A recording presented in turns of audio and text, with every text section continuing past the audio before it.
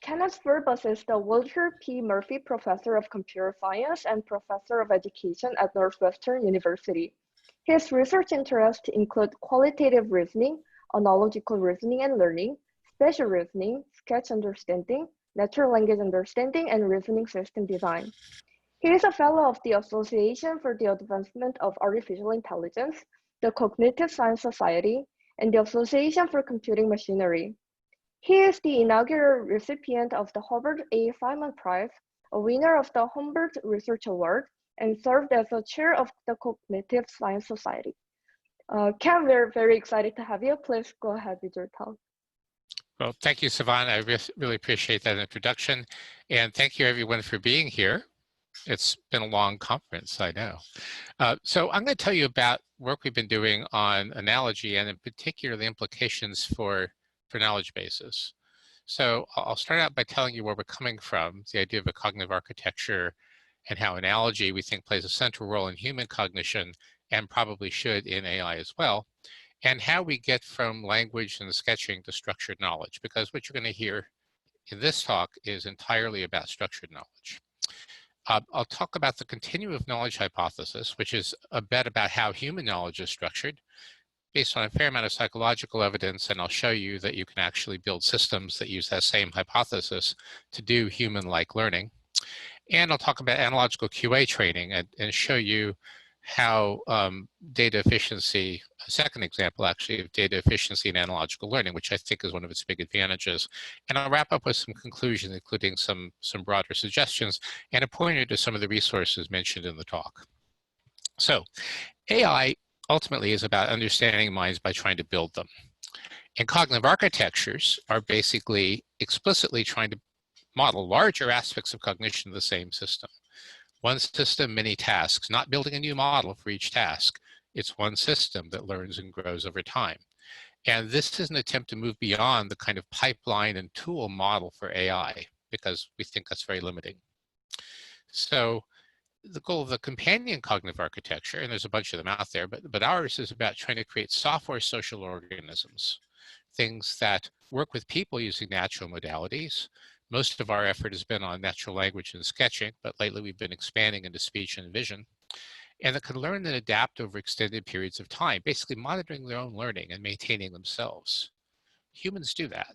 We have no idea what the internal representations of each other are, and yet we manage to teach each other and learn from each other, and do so with very little data compared to what machine learning techniques are able to do so far. Now, our hypothesis about how this works is that analogy is used throughout human reasoning and learning. And by throughout, I mean from visual reasoning up through conceptual change and pretty much everywhere in between. And there's psychological evidence for this from Dedby Gettner's lab and other labs as well. There's now simulation evidence for this, mostly from my group. And that structure mapping theory of analogy and similarity is very interesting because it basically postulates that analogy and similarity are based on relational representations, structured descriptions. And that's a very different account from similarity, for instance, in vector dot products and tensors and all that good stuff. The other big hypothesis is that qualitative representations that map from from continuous media to symbolic descriptions are heavily used in human cognition. They provide a bridge between perception and cognition, and they provide representations for common sense reasoning. And if you want to find out more about that, there's a book just came out from MIT Press last year that describes all that. Now, in terms of how analogy gets used in our architecture, here's the 30,000-foot view. So I have something that I'm trying to explain. There we go, laser pointer. So I have something I'm trying to explain or understand, and somehow I get an analog, and the structure mapping engine matches it by making correspondences between these two relational representations. It does so in a way that's very efficient. It's a greedy merge algorithm. It uses strong semantic constraints, but it's domain independent. Same matchers used throughout all the examples you're going to see here. So now, where do you get those analogs? You get them from a large knowledge base that includes particular examples, but also generalizations through a retrieval system we call MACFAC. It's a joke. Many are called viewer chosen. And so it's retrieving stuff for SME to use. Now, where do you get generalizations? As you add new examples incrementally, and a key thing about an organism is it learns incrementally. So all your algorithms had better support incremental learning. Then you have an algorithm called SAGE that incrementally produces structured relational generalizations.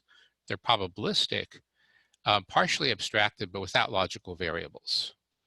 And that plays a key role in the continuum of knowledge hypothesis, as you'll see in just a few minutes. So this is the high-level essence of the companion cognitive architecture. There's lots of other moving parts in there. I won't go into that. But in terms of like what makes us different from other architectures, this is a big thing. Now you might say, well, why should I care about analogy? Well, so Chen Liang and I actually took on knowledge-based completion at one point. So if you take, for instance, a free base data set and you look at these relational representations, most people who do knowledge-based completion start by pureeing the relational descriptions into a distributed model, right? Vectors, tensors, matrices, whatever. We did something very different.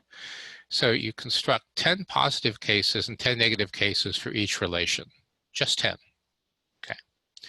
And you use SAGE to make a model of each relation. And in addition to SAGE, we also use structured logistic regression because that actually lets the system learn when properties are negative evidence for something being in a category. This system had a couple of interesting properties. First, it gave state-of-the-art performance on the FreeBase and WordNet data sets. And by state-of-the-art, I mean it was number 2 in both rankings, and the top 2 were different. It wasn't dominated by any particular one. But it did so with several orders of magnitude fewer training examples. Okay, so this is a real important thing about data efficiency. And the second thing, it provides explanations. Because you have these relational templates, the match between the relational template and the new information gives you an explanation about why that's a good idea. So this isn't the only example you'll see of data efficiency. We'll come back to that in just a few minutes. Now, how do we get to these structured representations in knowledge-based completion? Someone handed them to you. We have 2 ways. The first is natural language understanding.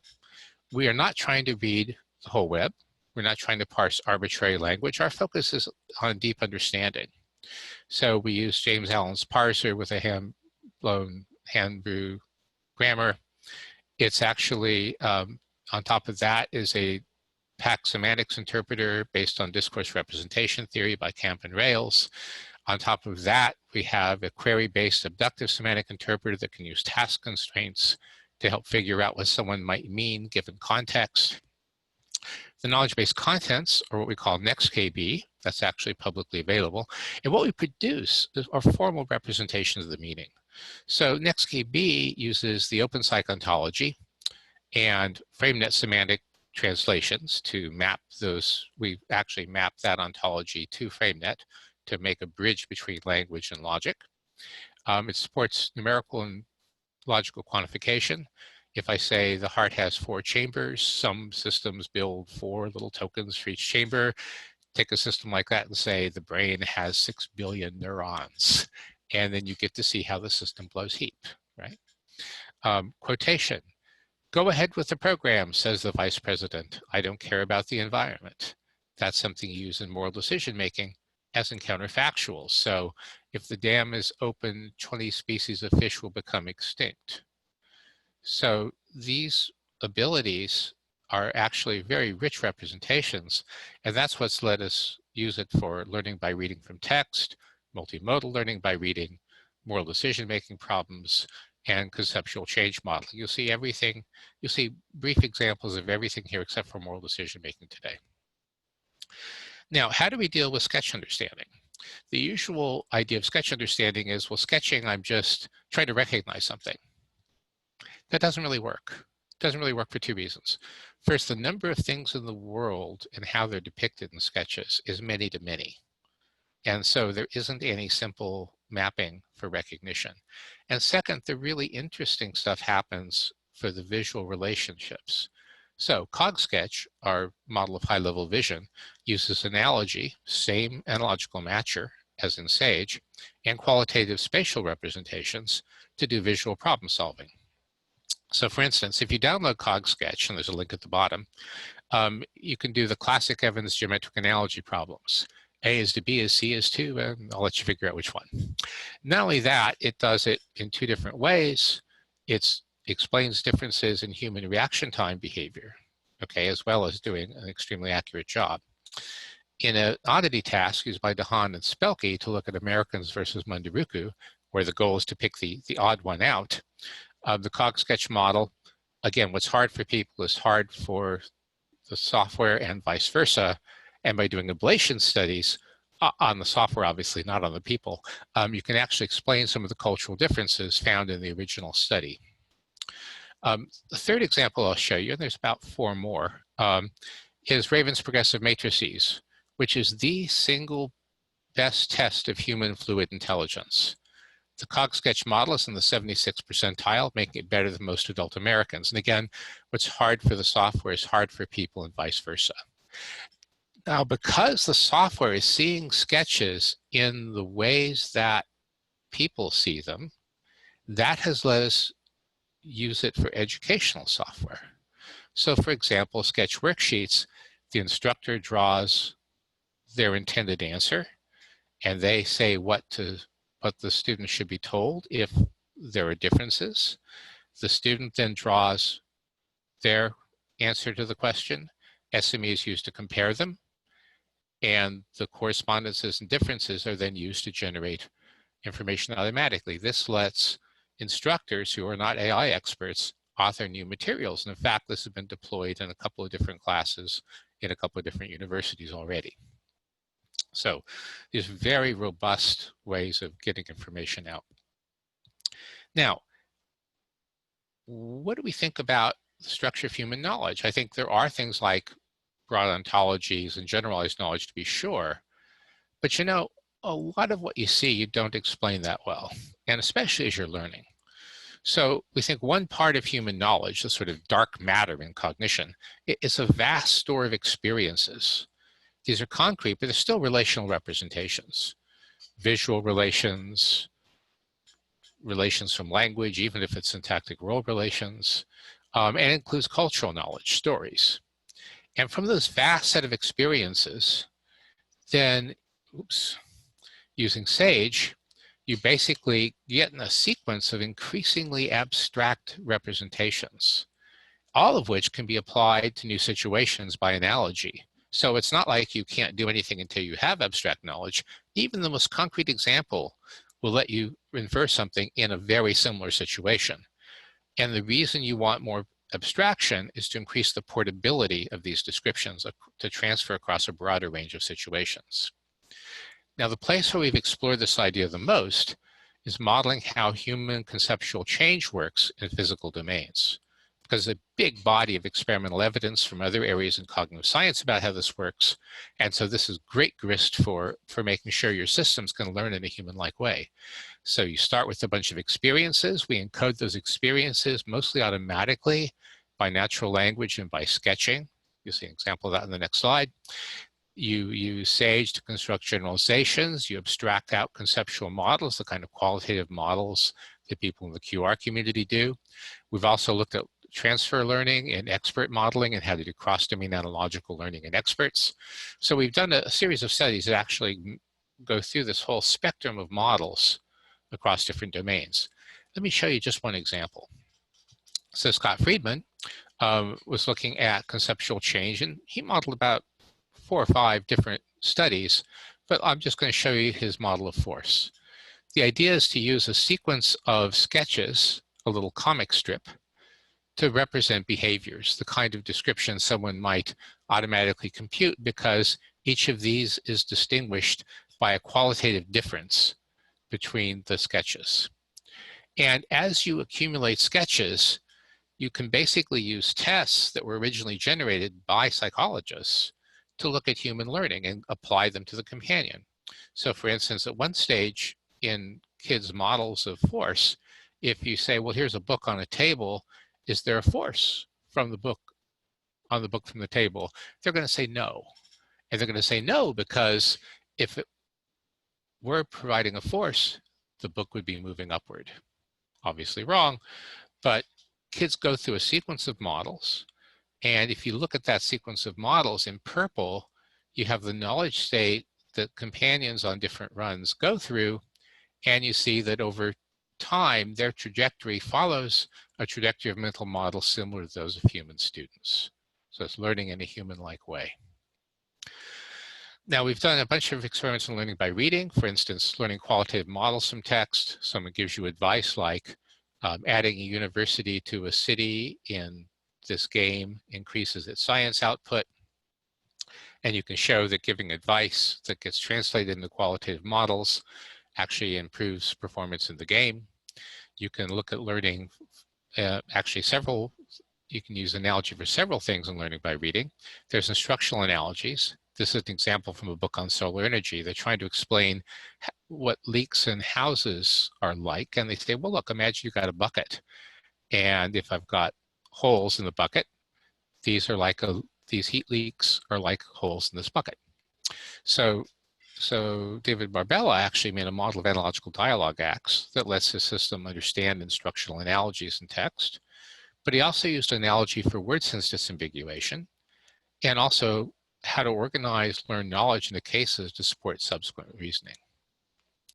Now, of course, texts aren't often just text. They're often including diagrams, right? So Maria Chang, in her thesis, took a corpus of examples from a middle school biology book for teachers saying, here's how to teach this concept. And she took the English, added sketches to it, and used that as a small corpus to train a companion, okay? And so now analogy gets used in several ways here. So first of all, you have to actually fuse the understanding of the text and sketch. Now, Richard Mayer has this multimodal understanding theory, and it says, well, you take the output of understanding the text and you take the output of understanding the diagram and you align them. Kate Lockwood, someone else working on this sort of thing earlier, said, align, I know how to do that, I'll use SME. So in fact, the first thing the system does is align the output of the language system and the sketch understander and align the output over here. And then, of course, it uses analogical dialogue acts to do the analogy in both directions. Now, what's cool about this is, from the knowledge base, you get things like, well, okay, if the mapping says mitochondria are like power plants, and power plants provide energy from your knowledge base, then you can infer mitochondria produce energy. Now, does this actually help? Well, okay, so what Maria did was she took all the concepts that were being taught in the corpus she used and pulled out science test questions that covered those concepts. And after doing the multimodal reading, the system was able to correctly answer 11 out of 14 of these elementary school science test questions. Now, that actually leads us into reasoning. And reasoning, of course, is extremely important. One way to do reasoning is think about common sense. Model one of common sense, you have the right magical logic. That was a kind of non-monotonic reasoning idea from the 80s, didn't work out so well. Another is to add lots and lots of generic general axioms, which the Psych project has been doing. Psych gets a lot of bad press, and I think inappropriately, because they actually do some pretty amazing things. But I still think that approach isn't the right thing given the continuum of knowledge hypothesis. So how might you do common sense given that hypothesis? Well, this is a question from a test called the choice of plausible alternatives. So you have a setup, and then you have two answers. You're supposed to pick the one that's most plausible. So you put this question into the language system, and MacVac is used to retrieve what we call common sense units. These are small little cases. I've glossed them here in English, but they're actually predicate calculus. They're typically an event or two events with a causal relation between them. So pain causes grimacing. You can imagine what's going on there. And so you start retrieving analogs. So you might get that the mother is hurt from this and that because there's pain, the pain causes grimacing, and that is a nice match for this, and so that's your answer. So the idea here is that it's just like logical chaining, except it's not using things that are logically deductively sound, which of course, one of the problems if you've ever tried to write deductive axioms is they're really, really hard. So if you compare these common sense units, they're like rules in that they support prediction and explanation, depending on what facts you know versus what you're inferring by candidate inferences. You can justify conclusions, and you can construct complex arguments by chaining, which is great. Now, they operate by partial matching because it's structure mapping. You don't have to have a complete or correct domain theory because, frankly, in most domains, we don't have complete and correct domain theories, I'm betting. It's an empirical question. And of course, they don't guarantee the accuracy of results compared to deductive rules. Now, the other thing is, suppose you have a gap. Well, you can use what we call microstories to interactively supply these things. So you provide 1 to 3 sentences in simplified English that get automatically translated by the language system into predicate calculus. And let me tell you, having done it both ways, it's a lot easier to automatically construct common sense units by natural language understanding than to automatically produce complete and correct logically quantified rules. Now you might say, does this work? Well, okay, let's see. The reasoning process we used was to forward chain from the initial statement, and you halt when one of the alternatives is inferred, and if they're both preferred, take the alternative with fewer steps. So the COPA has about 500 questions.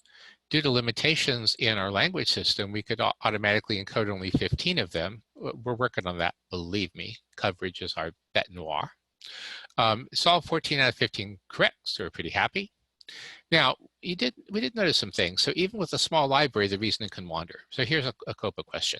A motorcyclist crashes on the bridge. A, the motorcyclist dies, or B, the bridge collapses. Well, got the right answer in the end, but one of the things it considered was, well, maybe the crash was caused by colliding with an airplane.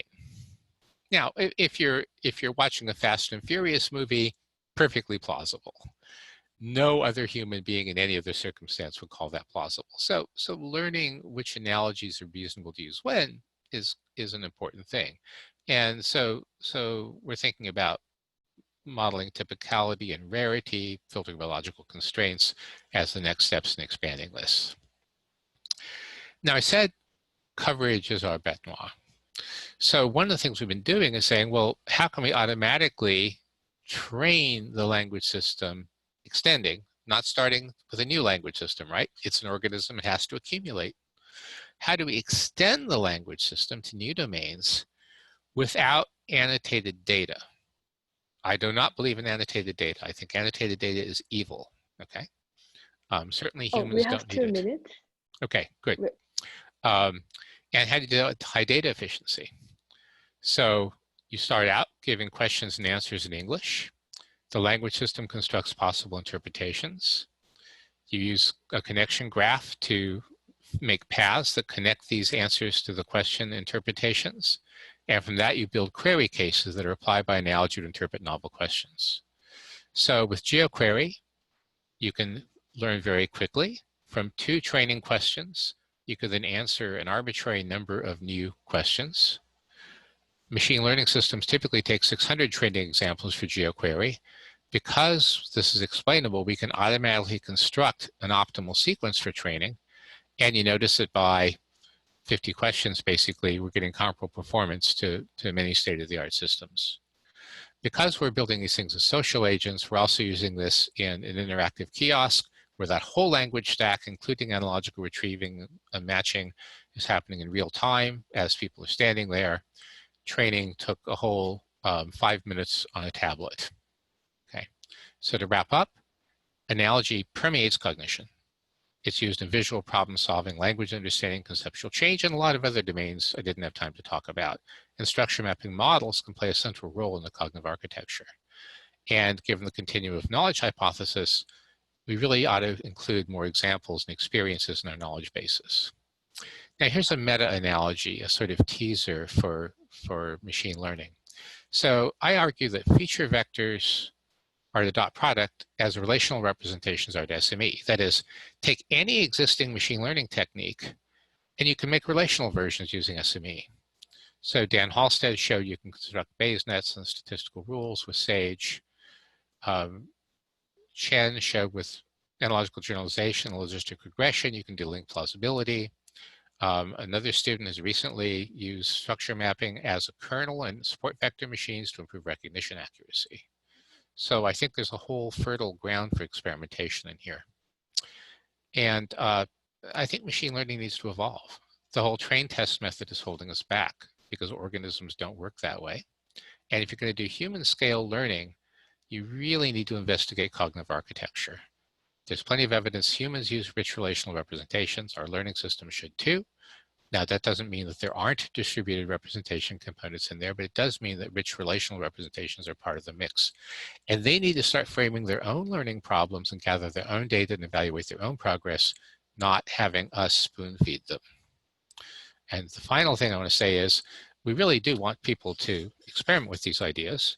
So SME has been available, dear God, since the 80s. The latest version you can find at that URL, Common Lisp source code. And if you don't want to play with Common Lisp, there's an executable that lets you run it on pretty much any platform you like. And the NextKB knowledge base, all the material is by Creative Commons attribution only, language resources, content from qualitative, visual, and spatial reasoning support, executables you can use to experiment with it directly, and text files you can use to import into your own knowledge base infrastructure. Okay, thank you very much. Thank you, Ken, for the great talk. We have a lot of questions here, so let me read them based on its output. So first question, you mentioned dealing with annotation problem by Q&A, but QAs are also annotated. How can we scale it? Say it again. Oh, so you mentioned dealing with annotation problem by Q&A, but QAs are also annotated. How can we scale it? Sorry, what's also annotated? So my interpretation is that you also annotate question answer pairs. Oh, no, we don't. We don't annotate question answer pairs. We take the English for the question, the English for the answer. The language system produces multiple interpretations. So if it sees capital in a question, it says, oh, geez, capital could be capital political or it could be capital money. If I see green as a river, it could be the green river, it could be the color green. And the language system produces those whole spaces of interpretations. And so to figure out which actually works, it basically finds connection graphs paths through the knowledge base to infer for itself which interpretations make sense together. So it's unannotated, right? That's really important. Just English questions, English answers. Actually, I think that answers to the question. Let me read the second question. What are differences between sketch understanding and video understanding? And which understanding? Video understanding? Video, oh my God, okay. So many differences. So think of sketching as a focus on the more abstract sides of vision, right? So for instance, there are cases where people use texture in sketching, but it's much less frequent than physical reality. You can approximate sequences of motion by comic strips, which is what we showed in the conceptual change thing. With video, we actually have used CogSketch with video. And what we did there is use a library called QSRlib that automatically segments video into qualitatively distinct temporal bounds. And those qualitatively distinct temporal bounds, we use CogSketch to construct visual representations within those bounds. And we actually showed we could do reasonably on a connect dataset behavior task using that. So I think the same ideas can be scaled to vision, but they really do require some kind of object tracking that then you can feed into something that's going to automatically generate the qualitatively distinct segments.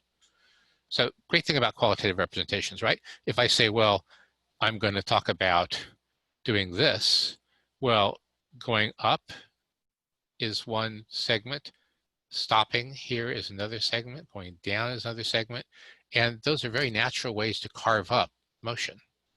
And QSRLib, actually, from Tony Cohn's group at Leeds, provides a beautiful library for doing that sort of stuff. Yeah, I think that answers the question. Thank you. So I think we're out of time. We have some questions that are not answered, but please feel free to post it in the Rocket chat and have a discussion. Sure. Thank you, Ken, again for the great talk. Good morning. It was a great talk, Ken. Thanks so much. So it's my pleasure to introduce next speaker, Philip Simiano. He's a professor and the head of semantic computing group at Bielefeld University. Before that, he was at Delft University as a professor. So coming to Philip, he's one of the rare people that you will find because he interacts a lot with the NLP community. He is one of NLP community members, but he publishes a lot also in semantic web community, KDD, linked data. So we thought it would be an excellent addition to have him here. So his expertise is in knowledge representation, semantics, and ontologies, and he's also expert in computational linguistics. So as far as I know, that he wrote at least 2 books, probably more, and the recent book is Linguistic Linked Data. So it's a real pleasure. Philip, the floor is yours. Please go on. Yes, can you hear me well? Yes, we do. Okay, so please let me know if you can't hear me, because sometimes the connection is not the best. So first of all, thanks a lot for the invitation. Actually, this is my second conference today, because I'm on Central European time. So I had one conference until now, and this is my second conference. So I'm very happy to join your conference as well today. And yeah, I'll share my screen.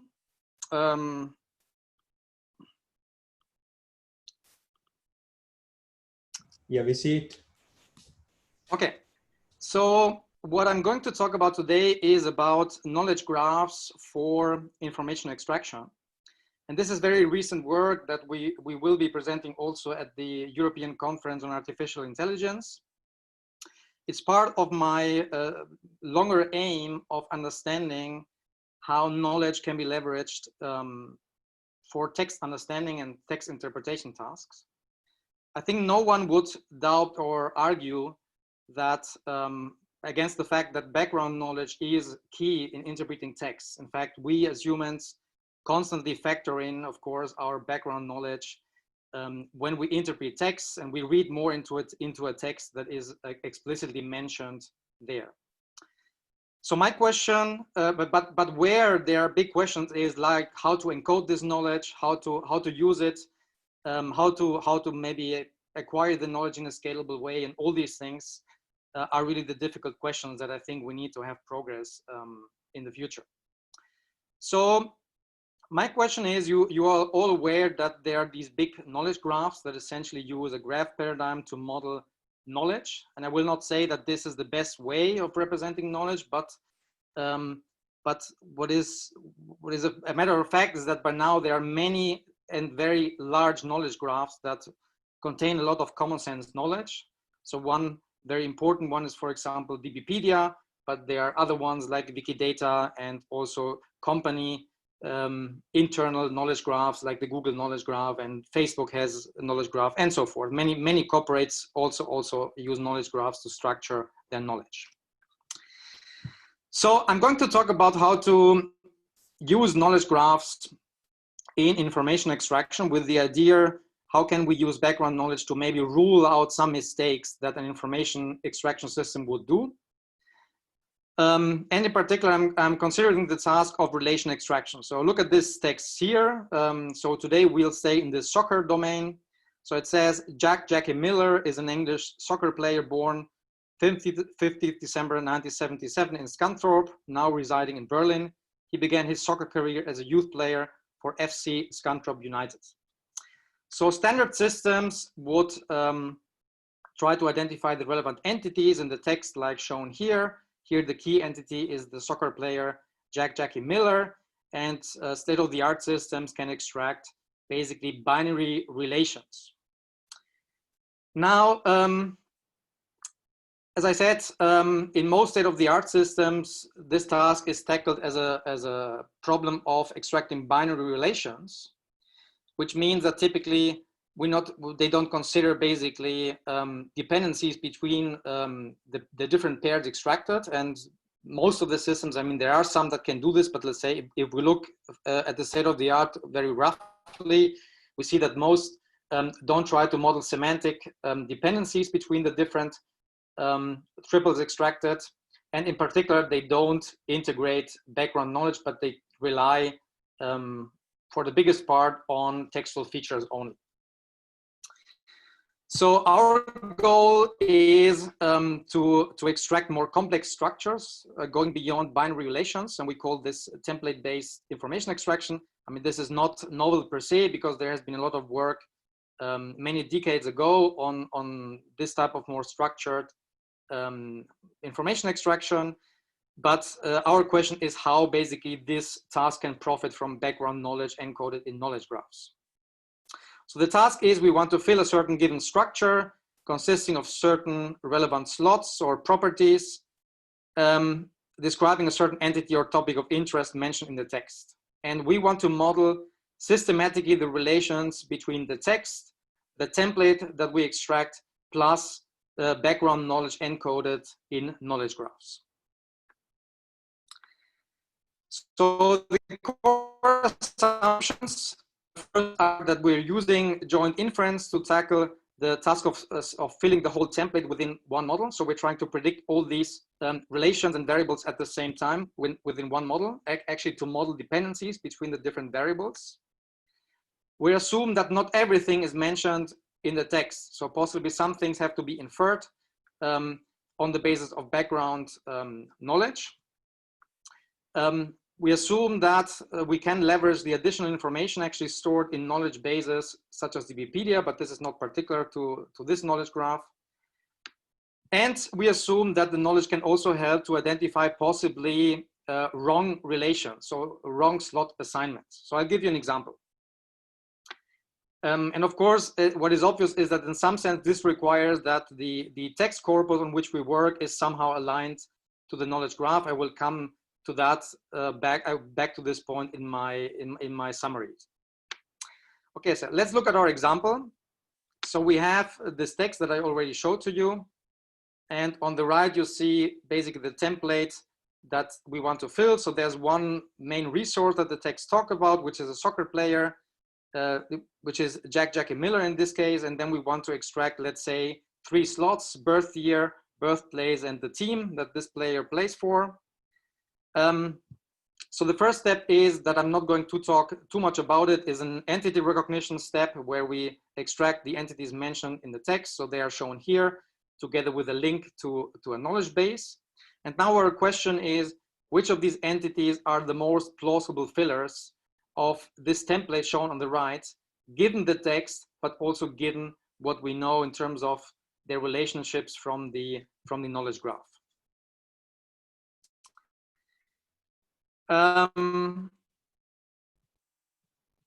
Okay, so in this particular case, we might, for example, ask, so if I go back, so in our text, we have both Berlin and Scunthorpe mentioned in the text. So basically both of these could be plausible fillers of the birthplace slot.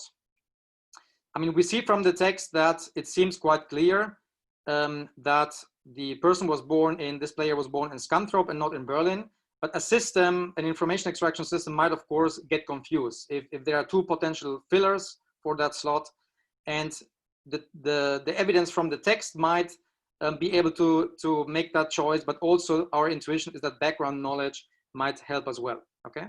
So in this particular case, if we look at the background knowledge, well, we have those 2 candidates So we know that the team that Jack Miller plays for is Scunthorpe United.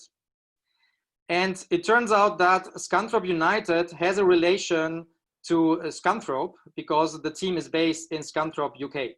Okay, while there's no relation in the knowledge graph between Scunthorpe United and Berlin. Okay, so in some sense, this decreases the plausibility possibly of the player having been born in Berlin and makes the fact that he was born in Scunthorpe, UK, much more likely.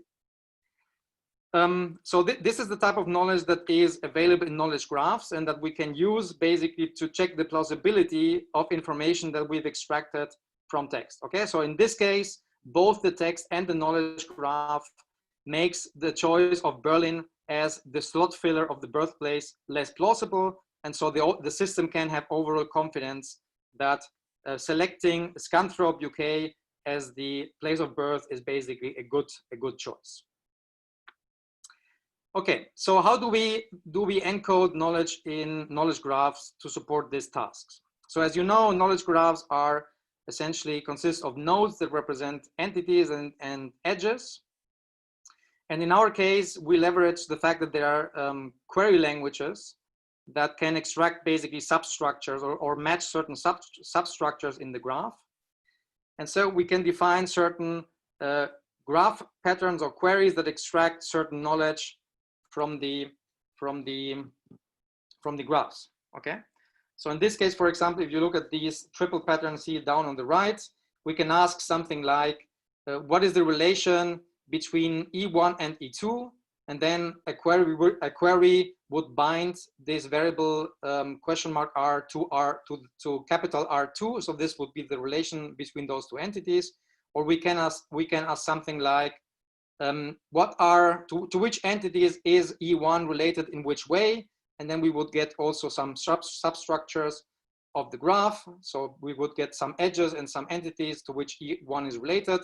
And we can also look at sequences. So we could ask the question, by which relation are E1 and E2 related, and such that E2 is related by R6 to something else. Okay, so with a query language, we can start extracting basically knowledge from the knowledge graph, and we can then use this knowledge, these results to our queries as features that we can include into an information extraction system. Okay, so this in case that has 3 billion triples with well, that are mainly extracted from Wikipedia. The examples for our case. So if I query what is the relation between UK and London, then I would get bindings of the variable R to capital of and is located. And if I ask a question by which relation UK related, then I would get back from our query engine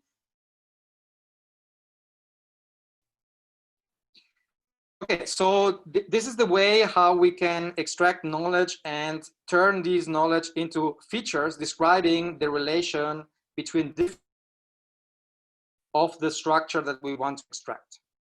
So in our case, our experiments that I described here were done with conditional random fields as a way to model structure prediction problems. So we model this as a joint inference problem where we extract basically all the fillers of the template and model their dependencies.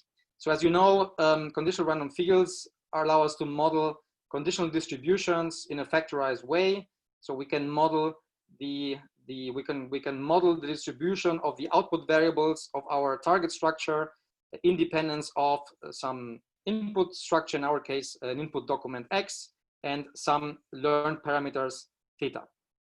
And then to predict the correct structure, we model this as a maximum a posteriori inference task where we extract the Y that maximizes basically the conditional probability. So we use a factorized representation and we use vector graphs to model the dependencies between variables.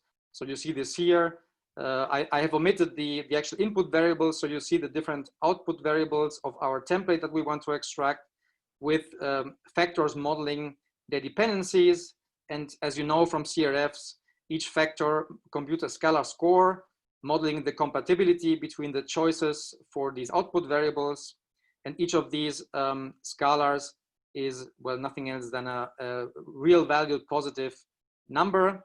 And the factors themselves are these psi's that are have typically an exponential form, where we have in the exponent the scalar product with a feature vector and some parameter vector theta. Okay, so I'm not going into more details because I said this basically already. So I assume that you're familiar with conditional random fields and with factor graphs.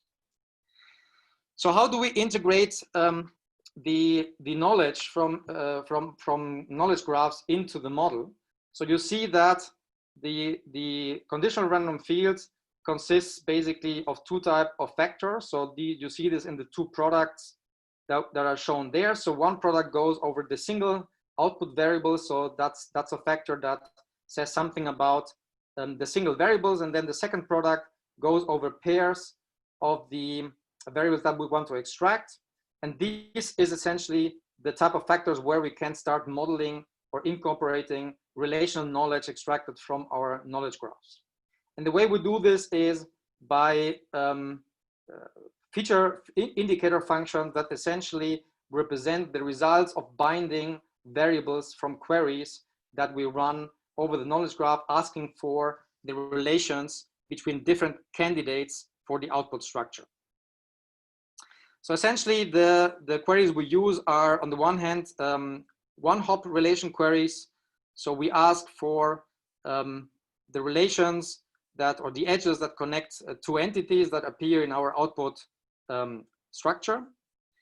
Then we use also longer hops. So basically with one intermediate node. So we query for indirect relations between two entities in our target output structure. Then we also check whether the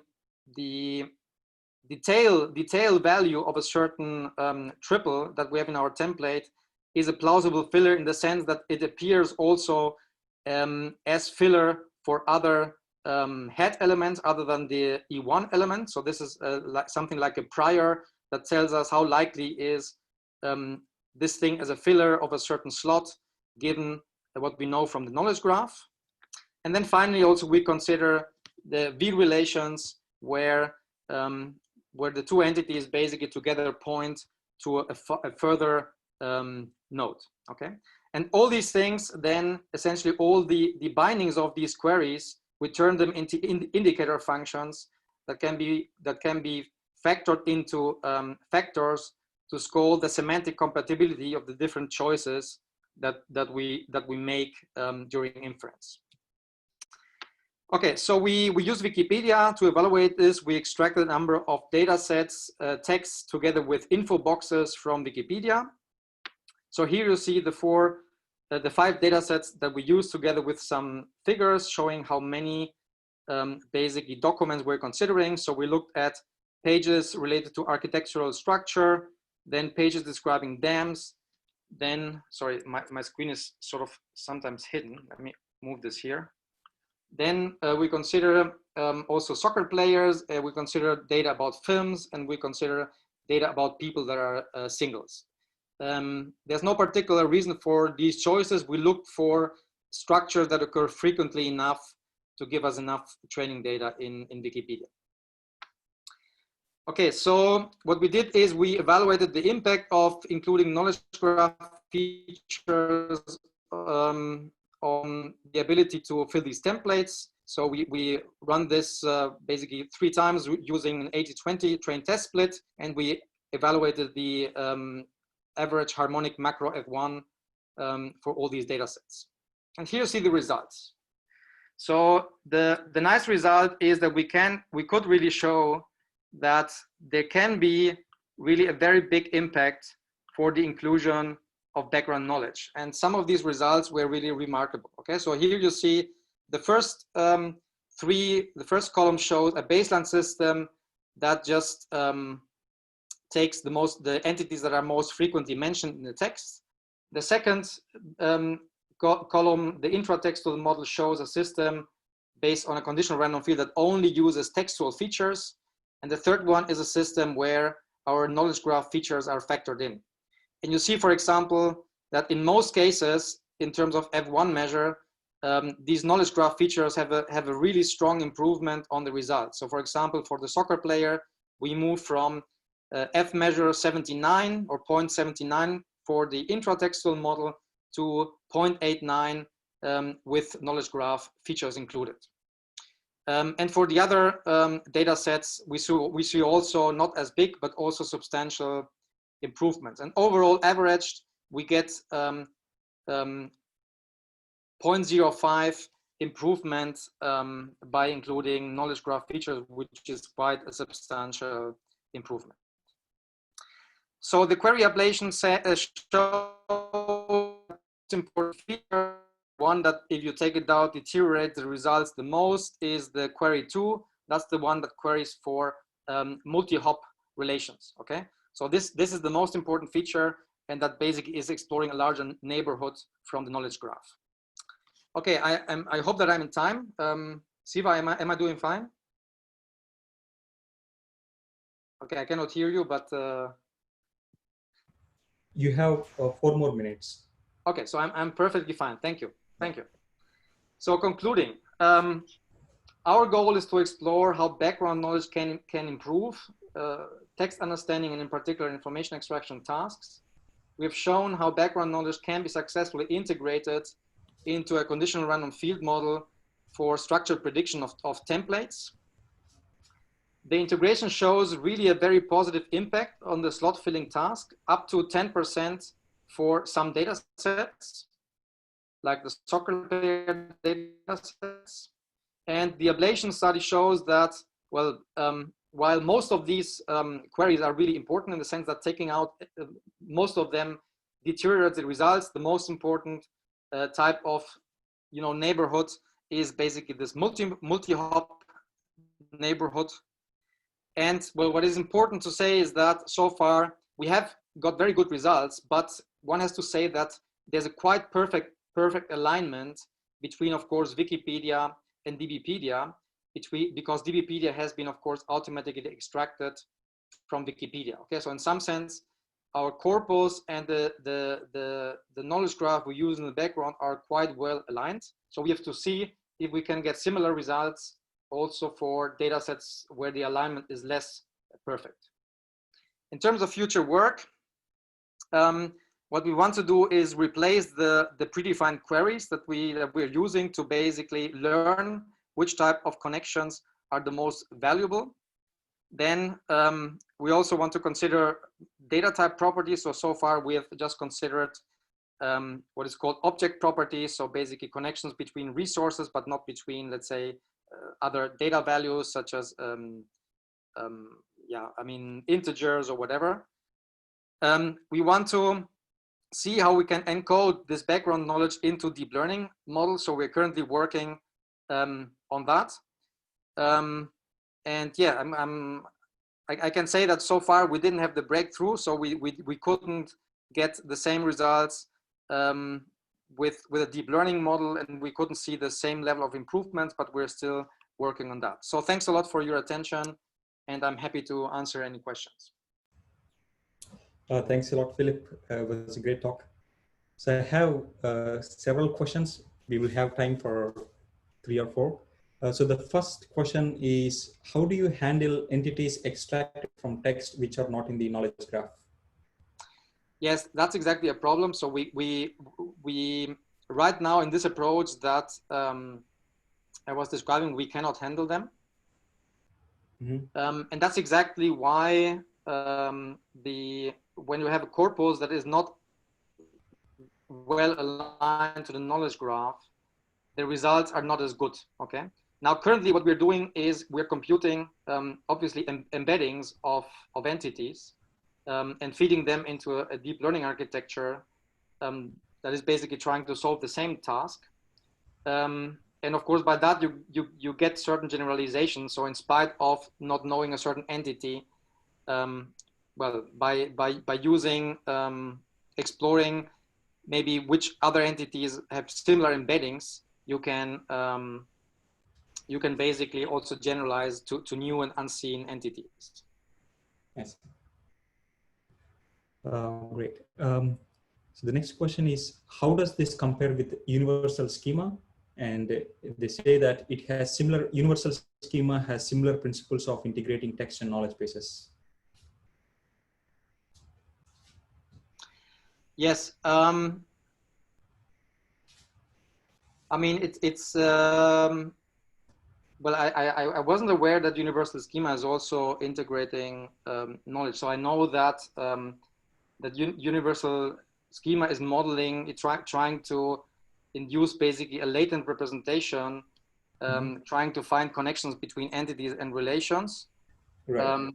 But I'm not sure how, I'm not sure about the approach that is used in universal schema to factor in background knowledge. So I have to pass on that. Sorry. Okay, yeah. So I think that's latest versions of universal schema support text, also text handling. Okay. Okay. The next question is, what are the implications of many-to-many and one-to-many relations to the performance of your method? Yeah.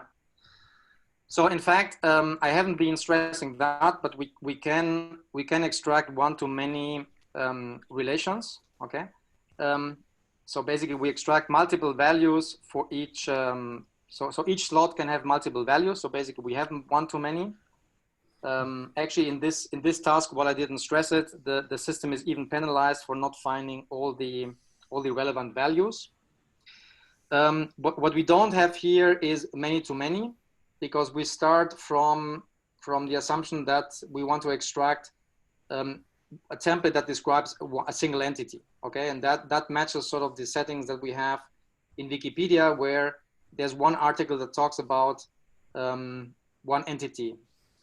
Focuses on one entity, and then we try to extract relations connecting that entity to other entities mentioned in the article. But there's no restriction in the approach we use in this sense. So we could also model in principle many-to-many relationships. Okay, yeah. So the other question is, how are the templates obtained to start with? And how do you know which template is relevant for an entity? Okay, so actually I glossed over this. If I go back to here, so what we did in this case is, I mean, if you go to Wikipedia, so each entities of course have a certain type. Okay, so what we did here is to find relevant data sets, we did a sort of greedy exhaustive search over all the types in Wikipedia to find types that occur frequently enough, and so that all of them have like between 4 to 5 or 4 to something between 4 to 10 properties that occur quite frequently. Okay, because of course you have a lot of sparseness in these data sets. So we did an exhaustive search to find data sets where we have enough examples for each entity, and these properties that are listed here are filled approximately with 90% of probability. Okay, so to avoid too much sparseness in the fillers. Excellent. So I think we ran out of time. Thanks so much, Philip. Again, the floor is to Rajesh. Yeah. Thanks for your questions. Next speaker is Will Hamilton, and I'm very happy to introduce him. Will, as I introduce you, you should feel free to start sharing your screen. So Will Hamilton is an assistant professor in the School of Computer Science at McGill University, a Canada CIFAR AI chair, and a member of the Mila AI Institute at Quebec. Will completed his PhD in computer science at Stanford University in 2018, and his PhD thesis received the Best Computer Science PhD thesis there.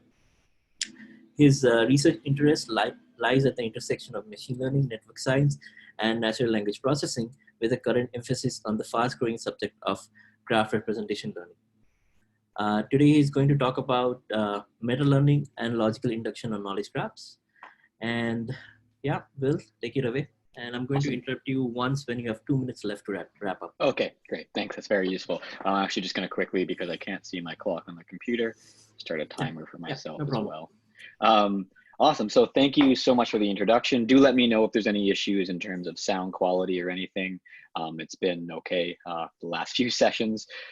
So as was mentioned today, I'm going to be discussing some work that my lab has been doing recently on what I'm calling here meta learning and logical induction on graphs. You could really call this knowledge graphs, though we work with data sets that go beyond, I think, the traditional realm of knowledge graphs that are usually the focus of these sorts of works.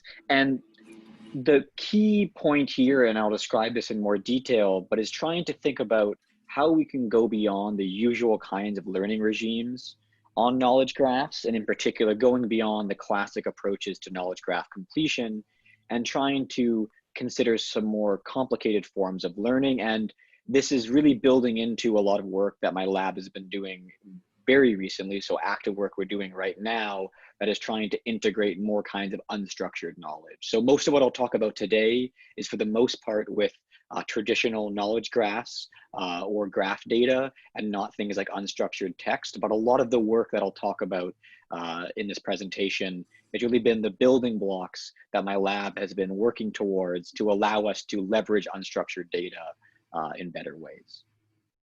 So the key task I'm going to be discussing today, which is something I'm sure almost all of us are very familiar with, is the task of relation prediction on graphs. So this is really the task of knowledge graph completion or knowledge-based completion, but I think about it more broadly as this task of graph completion, where what we're given is an input graph. We know some of the relationships between the entities, between the nodes, but we're trying to use some sort of learning technique to infer some missing relationships or to infer that some relationships are actually not true.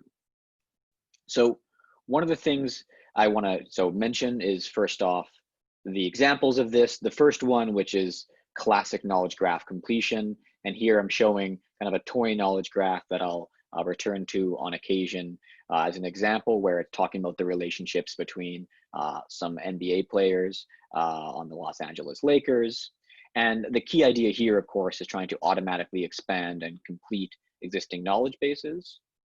I also want to highlight that, in my view, this task of relation prediction or knowledge graph completion often goes beyond these traditional KBC tasks that we think of. So one of the big examples that my group's quite actively involved in is computational drug design. So trying to infer missing relationships relationships we haven't discovered yet between biological entities. So this is really important for things like computational drug repurposing, side effect prediction, and so on. And then also content recommendation. I really actually view content recommendation where we're trying to make predictions about the relationships, say, between users and content, or here I'm showing an example from Pinterest, where we're trying to predict what might be pins on Pinterest that people want to pin to their boards. I view this as another form of graph completion, and of graph completion on heterogeneous or typed data. And so I view all of these things as being within the same general task. But the thing I want to highlight is that, for the most part, and this is definitely not the case for all the research even that we'll see today, but traditionally when we're thinking about classic knowledge graph completion or link prediction methods, they all fall into this transductive paradigm. So in particular, what I mean here is that we're given a single graph, and our goal is to infer some missing relationships within this single fixed static graph. So we're assuming that we have the same set of entities at training and at test time, and we're really working with this very static knowledge graph. Now, some of the limitations of this transductive approach, and again, I do realize that at a workshop such as this, these are issues I'm sure many of you are quite familiar with, but one major problem is the issue in terms of trying to use this approach in production systems. So when we have new entities coming in, how do we actually handle these? We have a lot of issues in terms of drift and predictions becoming stale. Another big issue is that most transductive approaches, so for the most part, these are approaches that are based on the embedding paradigm, where we're trying to associate every entity in our graph with a low dimensional vector embedding. these approaches have a scalability issue where they tend to always scale linearly with the number of entities that we want to make predictions on. So we have to learn parameters specific to each individual entity. And related to this from a more high-level perspective, this focus on this transductive knowledge graph completion problem, so kind of the classic data sets you can imagine, such as Freebase 15K237 or WordNet 18RR, these very popular benchmarks, they also tend to also bias model development. So in particular, they tend to focus the research on these embedding-based methodologies, and to some extent, these are very static and unrepresentative benchmarks when it comes to things like link prediction and actually how they map to link prediction in the real world, for example, in e-commerce or in computational drug development.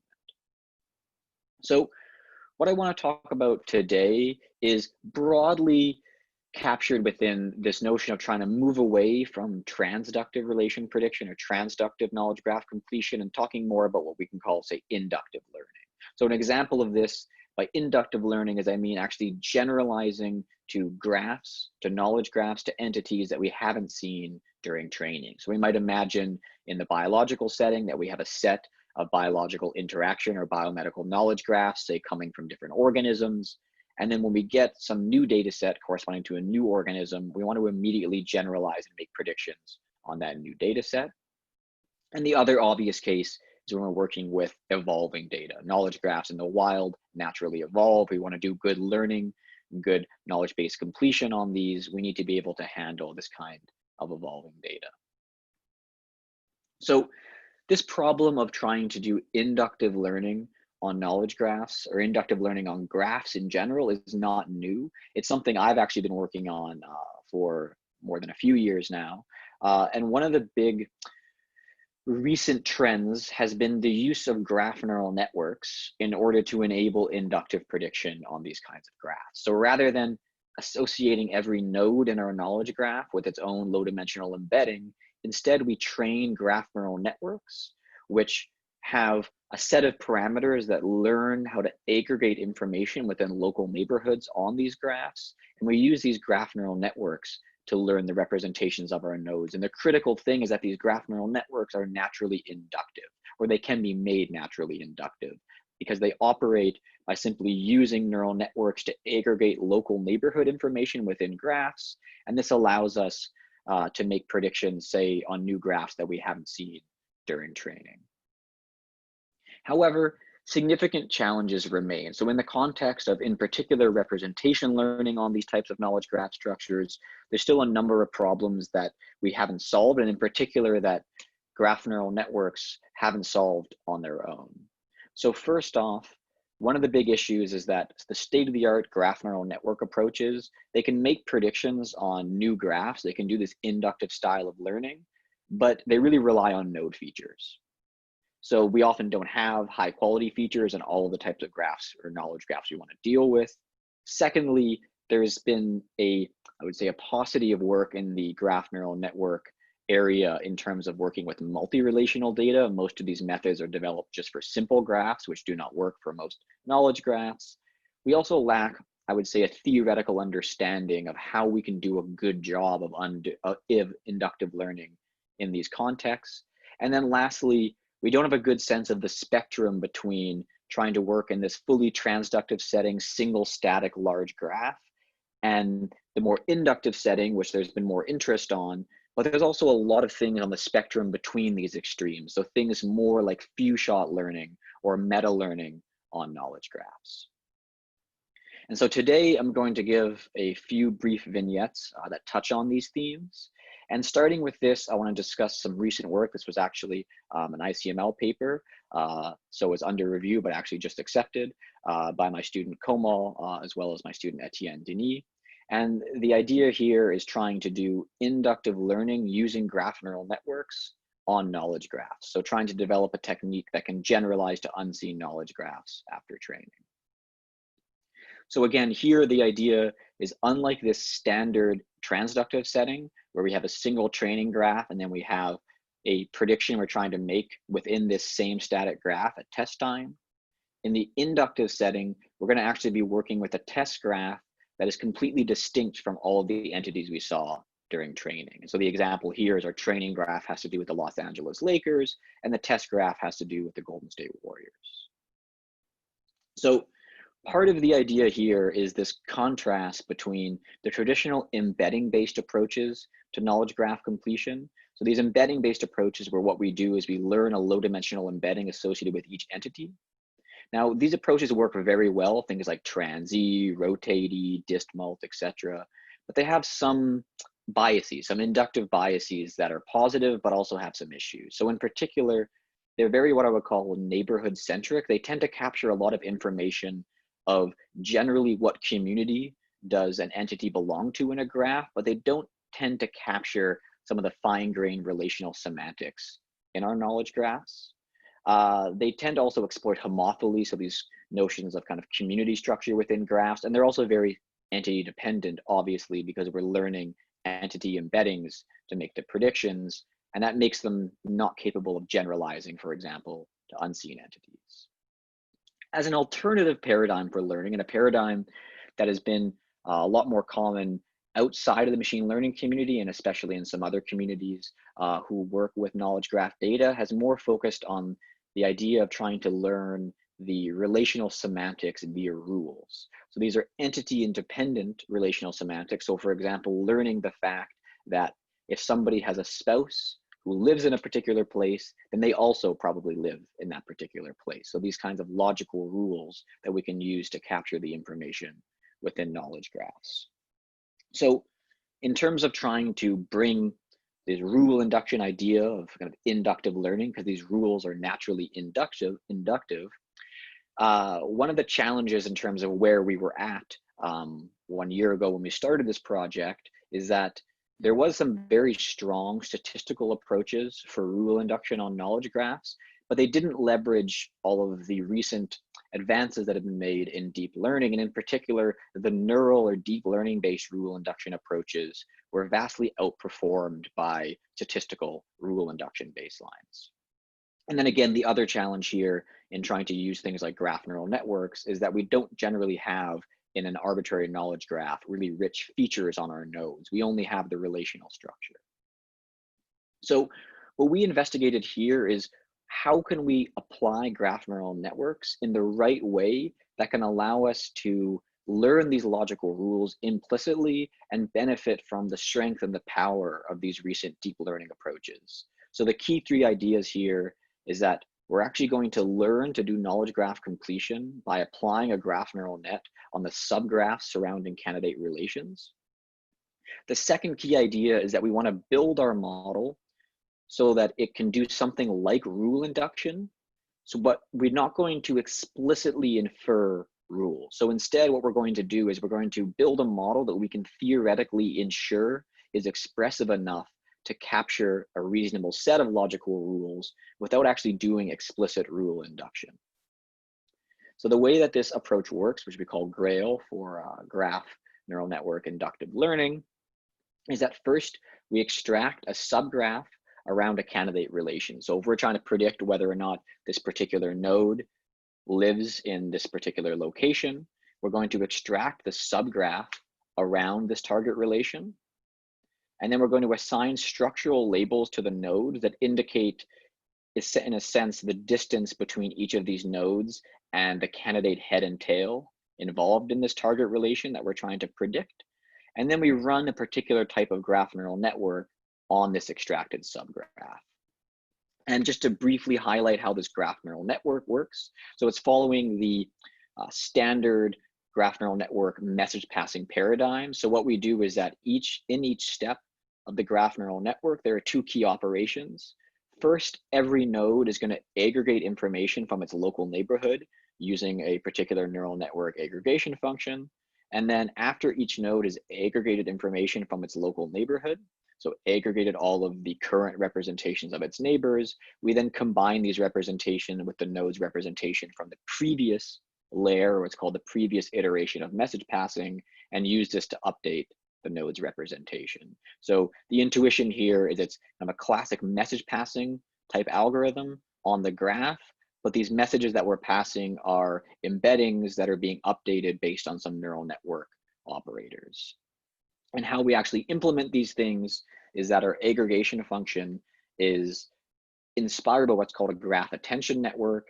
And essentially what we do is that for every node, we separately aggregate over the different types of relations that are incident to that node.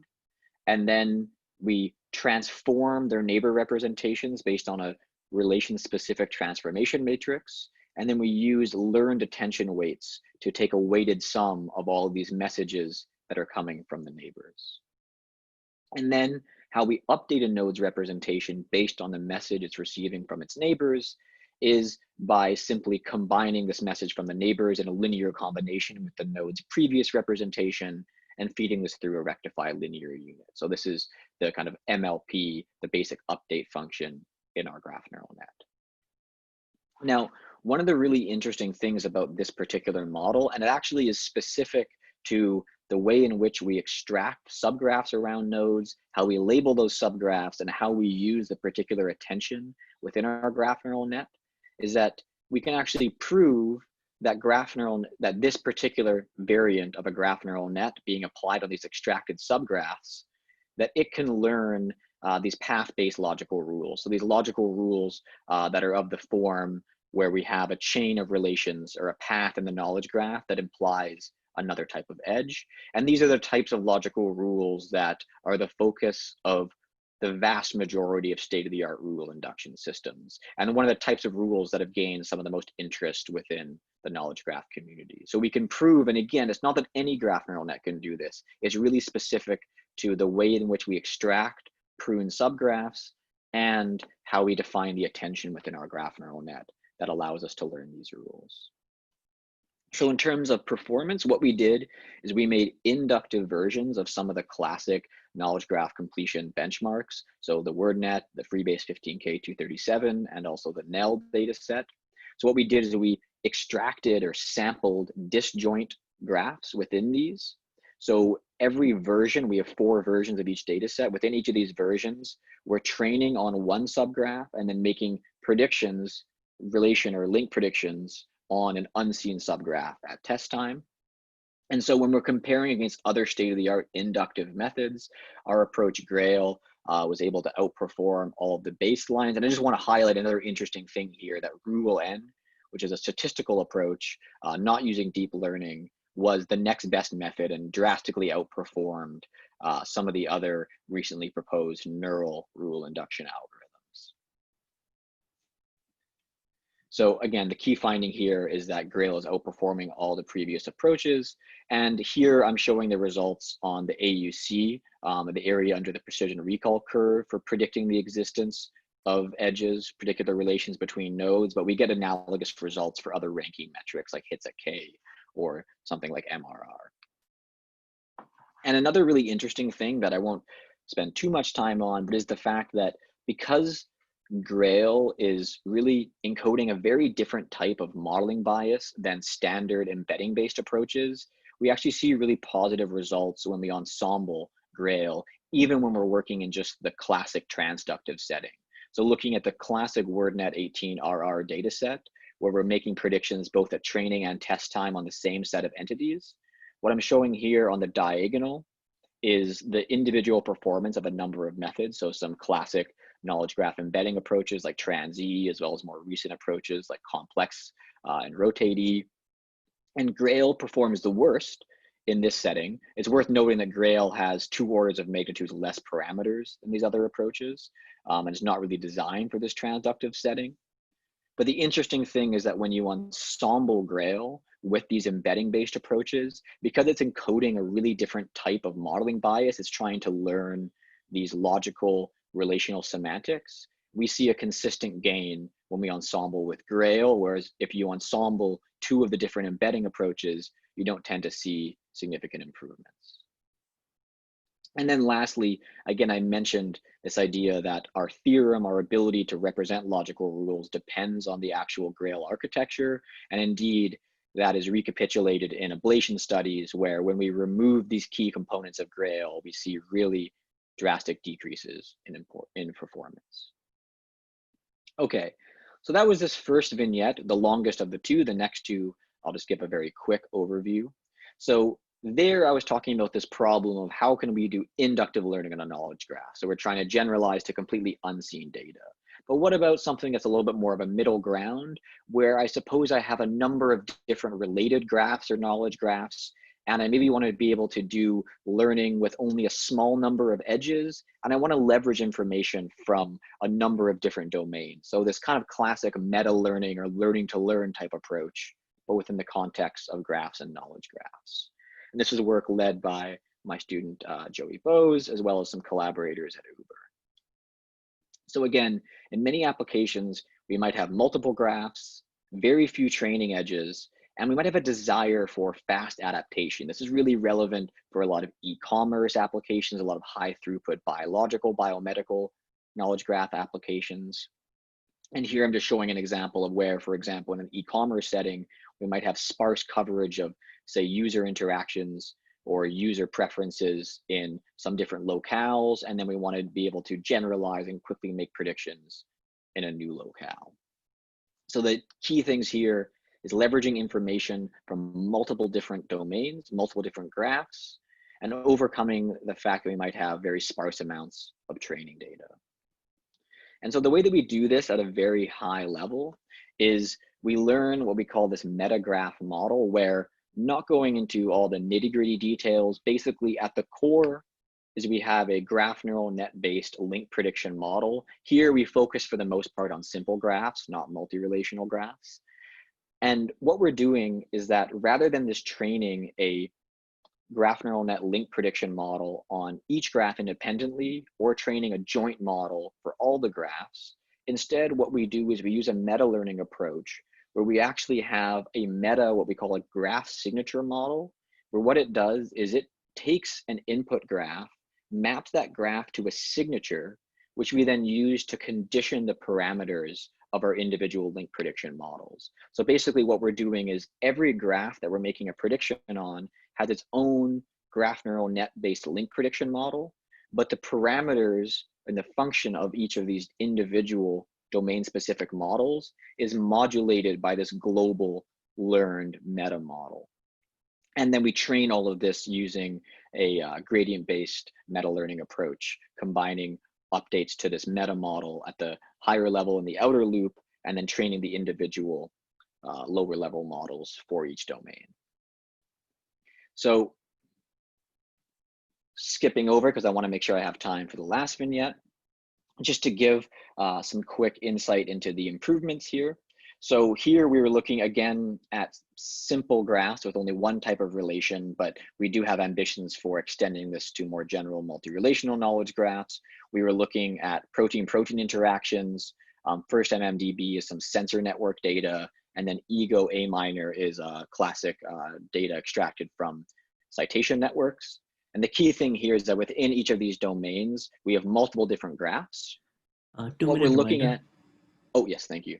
And what we're looking to do is trying to predict missing edges in these graphs using a very small amount of data. And the key thing here is that using this meta learning approach where we're kind of conditioning our local link prediction models on some knowledge of a signature that we're extracting from these different graphs, this allowed us to achieve state-of-the-art performance, especially when we have a small amount of training data. And the last thing I want to just quickly mention with 1 minute remaining is just this third vignette, which is the idea of thinking about how we can evaluate and understand the performance of these different types of models in a more systematic way. And in particular here, it's this question of when do we expect these models to generalize? How can we expect these models to handle generalizing between graphs or knowledge graphs that are coming from different domains when they might have differing underlying semantics and so on? And so what we did here is we built a synthetic benchmark called GraphLog, where it actually builds different synthetic knowledge graphs that are defined by a known set of underlying logical rules. These logical rules are in a small subset of data log. So what we can do is we can build and sample synthetic knowledge graphs where these knowledge graphs might have differing amounts of overlapping underlying logic. And then we can test the extent to which different learning approaches are robust to being able to do multitask or continual or different types of learning on these different graphs that have varying amounts of overlapping underlying semantics. And just to highlight some findings so far, is we found some particular types of modularity were really important for getting good performance. Unsurprisingly, having more diversity of different types of knowledge graphs during training really improved our generalization. But there was also major issues in terms of catastrophic forgetting when you're trying to do things like continual learning in the presence of different types of knowledge graphs. And again, this is a synthetic benchmark, and the code is actually now all available online. And with that, I will close, hopefully with time for a couple questions, and also thank all of my students and our funding who made this possible. Thank you. Great talk. Yeah, so there are several questions in the list, and let's jump to it. So the first question from the audience is, how is Grail different from RGCN work from Event-it-Ops group? Great. It's a great question. So the key distinction between Grail and RGCN, in some ways Grail builds on top of RGCN. And in particular, RGCN is actually still learning embeddings for all of your nodes. Right. And actually RGCN, if you're using it in the classic way that they used it in their paper, you actually have to have a one-hot encoding for your entities. So the number of parameters you learn is linear in your number of entities. And then you're basically combining that output with a classic decoder or a knowledge graph ranking function like TransZ. So the big difference, I think the motivation for Grail was we wanted to do something like RGCN, but not rely on these classic transductive embedding based approaches. So that was really the key idea there. It's really, we were trying to improve over RGCN to address some of the things that we found limiting in the way it was originally formulated. Great question, though. Sounds good. The next question is, how do you handle permutation invariance when assigning structural labels to nodes? Great question. So it's a good point there. Actually, our structural labels, because they're all defined based on shortest path distances to the target head and tail. So these shortest path distances are permutation invariant, but it does mean that nowhere in our algorithm does the model ever know the unique identity of a node. So the whole Grail algorithm is permutation equivariant, actually. Actually, no, it's permutation invariant the whole way through. So it's a limitation. It's part of what makes it really parameter efficient. We can actually get almost state-of-the-art performance with only on the order of 150 parameters, because the whole thing is permutation invariant, but it's also a limitation. The model can never learn any specific bias about an actual single entity, because it can never learn anything unique to a single entity, because that would break this permutation invariance. Yeah. All right, next question. So for the inductive case, what information is shared across the training and the test graphs? Sorry, that was in the metagraph case? So for the inductive case, so I'm guessing the first part of the talk. Okay, yeah, sorry, I was breaking up a bit there. So really the only thing that's shared, actually in both of the two first vignettes, the only thing that's shared between training and testing is the underlying schema. So the set of relations, but the actual nodes and the edges are all different. So it's just the schema is shared. Yeah, the next question, can you split out these rules for interpretability? So can you? Oh, no, I was just breaking up here. Let me actually, I'm gonna stop sharing and turn my video off for a second to see if that helps my bandwidth. So please ask that again. Yeah, so can you split out these rules for interpretability? The rules which are learned by GNN? Yeah. Yeah, so we tried to do this. Unfortunately, we hit a theoretical block on this, actually. We initially had hope that we would be able to do this, but in fact, part of what makes the learning so parameter efficient also makes it so, like at one point, there's kind of a many-to-one mapping where we can't back out. We don't know which relations are involved in these rules. And so it's actually, we have some negative theoretical results that we actually can't back out the explicit logical rules, which we think is tied to the really high parameter efficiency that we have. So basically the model uses the same parameters to represent many logical rules at once, which also makes it hard to interpret. Got it. Thanks. Maybe one more question. So you mentioned shortcomings of benchmark KBC datasets, but use them to evaluate GRAIL. Are the results still reliable? Any thoughts on better evaluation? Great question. So indeed, in this case, we were actually using we constructed new, what we call these new inductive variants of these original data sets. I still think there's a lot of ways in which Freebase 15K and WordNet 18 and their derivatives are maybe not the most exciting data sets. And so I do agree that it was a limiting factor in that we made new variants of these existing benchmarks, but it still relied on these old data sets. More recently, we've been using actually some more recent data, for example, coming out of the Open Graph benchmark, which I'm hopeful on, but I do think as a field, it's maybe one of the big challenges in knowledge graph completion is the fact that there's always an expectation that we evaluate on these classic benchmarks, right. But they've now maybe lost a lot of their signal in terms of trying to do more recent work on them. Absolutely. All right, that's time. So. Hello everyone, welcome back. So next, I'm very excited to introduce our next speaker, Yunyao Li. Yunyao is a principal research staff member and a senior research manager at IBM Research. And she manages the scalable knowledge intelligence department at IBM. She has done a lot of great work at the intersection of natural language processing, databases, humans-computer interaction, and then information retrieval. She is also a founding member of the project System T, which is a state-of-the-art NLP system behind more than 20 IBM products and numerous research projects. So I cannot wait for her talk. So let's welcome Yunyao. So Yunyao, please take it away. Sure. Thank you, Danchi, for the introduction, and thank the organizer for the invitation. So today I'm going to talk about how do we build domain-specific knowledge base with human in loop. So some of the topics you can see echo some of the problem described earlier. So I will start with a case study. This is a real case where we spend a couple of years actually building from ground up, build a data as service in the financial domain. So in this entire project, the challenge is we need to take data source from different resources.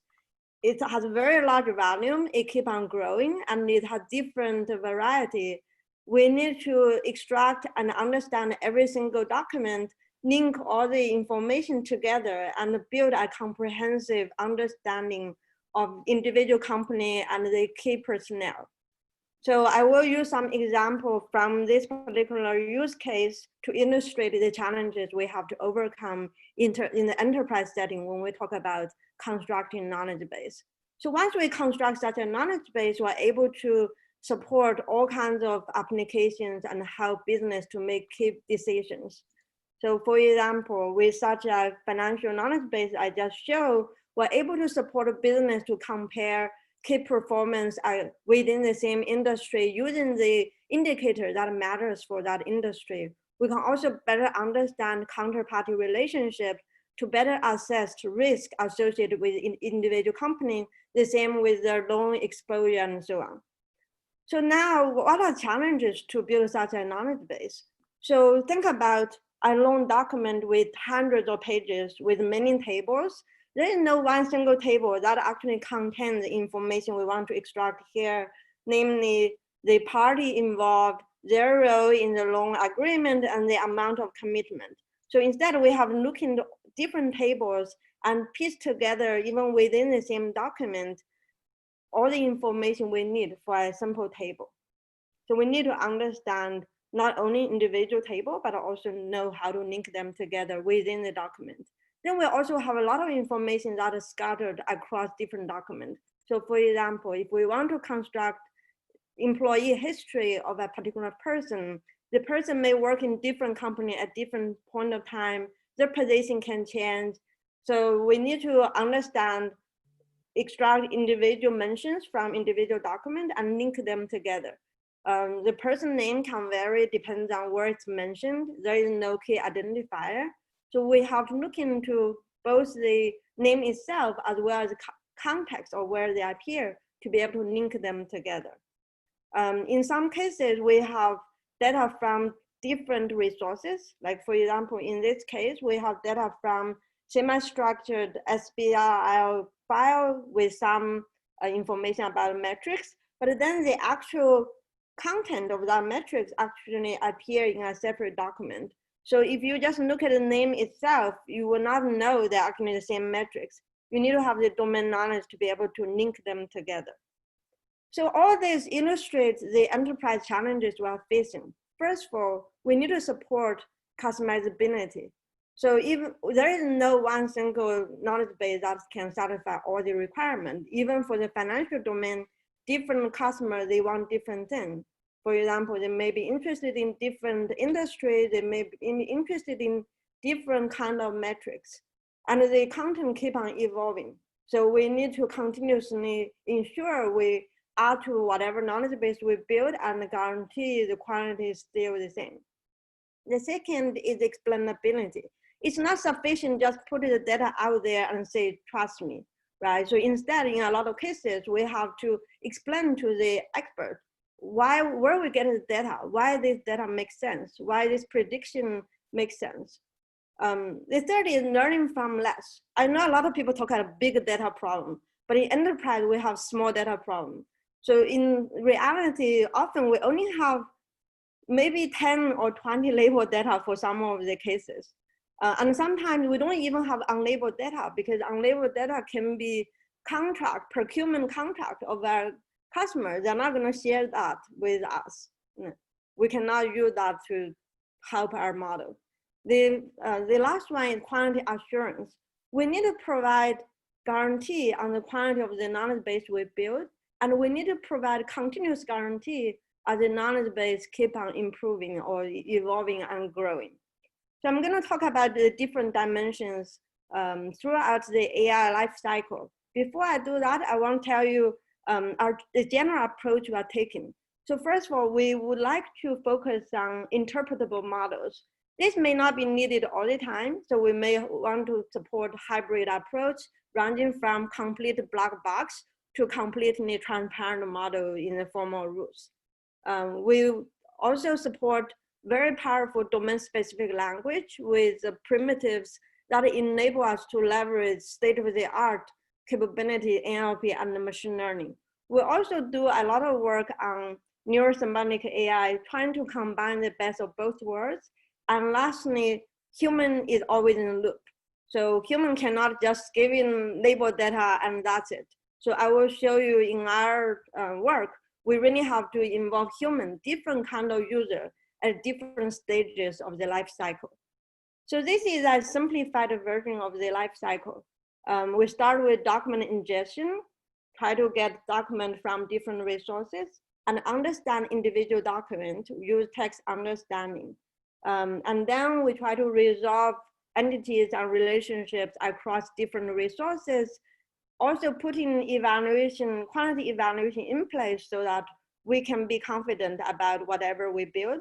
And then finally support different kind of way to consume knowledge base. And in the middle, the core is really domain knowledge. We need to capture domain knowledge in different form from different places. So the first question is document ingestion. So why it's hard? So let's look at one single PDF document here. So if you have ever worked with PDF document, you would know to machine it's much harder than when human reading it. The raw PDF contains position or character level information, graphic lines, font, and the image data, that's it. So from PDF document, we have to infer from those kind of low level features using visual clues and algorithm trying to understand this part is a table, this is structure of the table, and understand because of formatting, this is header, this is the title, this is footnote, and so on. It's also very important to preserve reading order, because if you just look at the characters, you cannot really tell whether one should be reading from left to right or where the start of and end of a column. So we need to infer all those information from the raw text itself.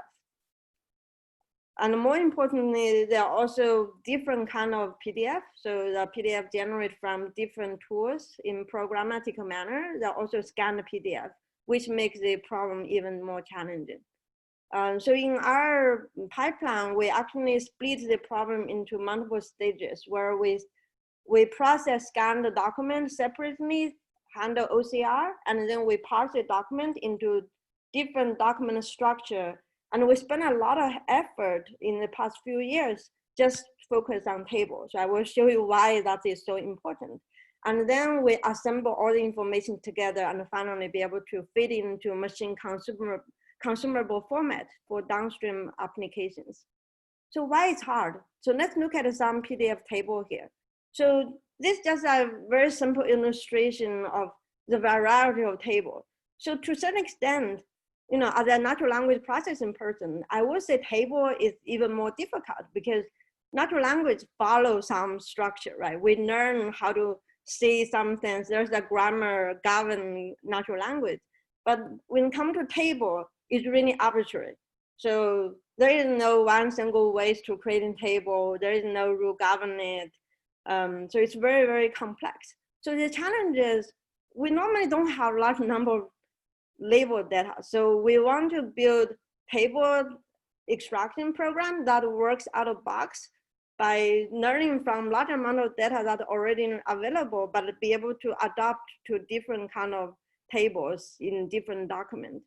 So in the past year, we have been working on a global table extractor where we jointly learn table identification and the cell structure recognition using techniques from computer vision. And this allows us to achieve state-of-the-art on this ICDR 2013 dataset, which is the public available benchmark data for table extraction and cell structure identification. So if you see here, we achieve state-of-the-art, but we're not significantly outperform the competing models. However, when we use metrics that actually reflect in downstream processing, we are significantly better. So right now we're actually working on shared tasks and also tutorials, trying to share some of the insight we have gained by working on this problem for the past 7-8 years. And I also want to point out this particular technique also now contributes to CORD19. So if you ever use CORD19 dataset, you will notice now they include table information since May 12th. So that's from our team.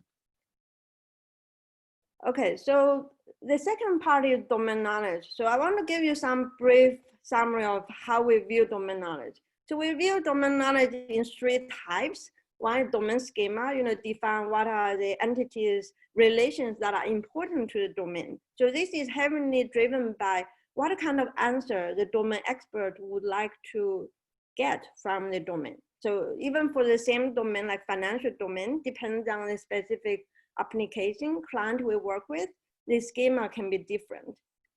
The second part is constraint. So the hard constraint we know in the domain it must satisfy. For example, for a person, the start date of the employment must always be before end date. And there are also soft constraints such as, every single company usually have a single person with title CEO. But this could also be wrong because in some companies, they can have co-CEO. In some companies, they have chief executive bear, instead of CEO. There are also domain-specific vocabularies.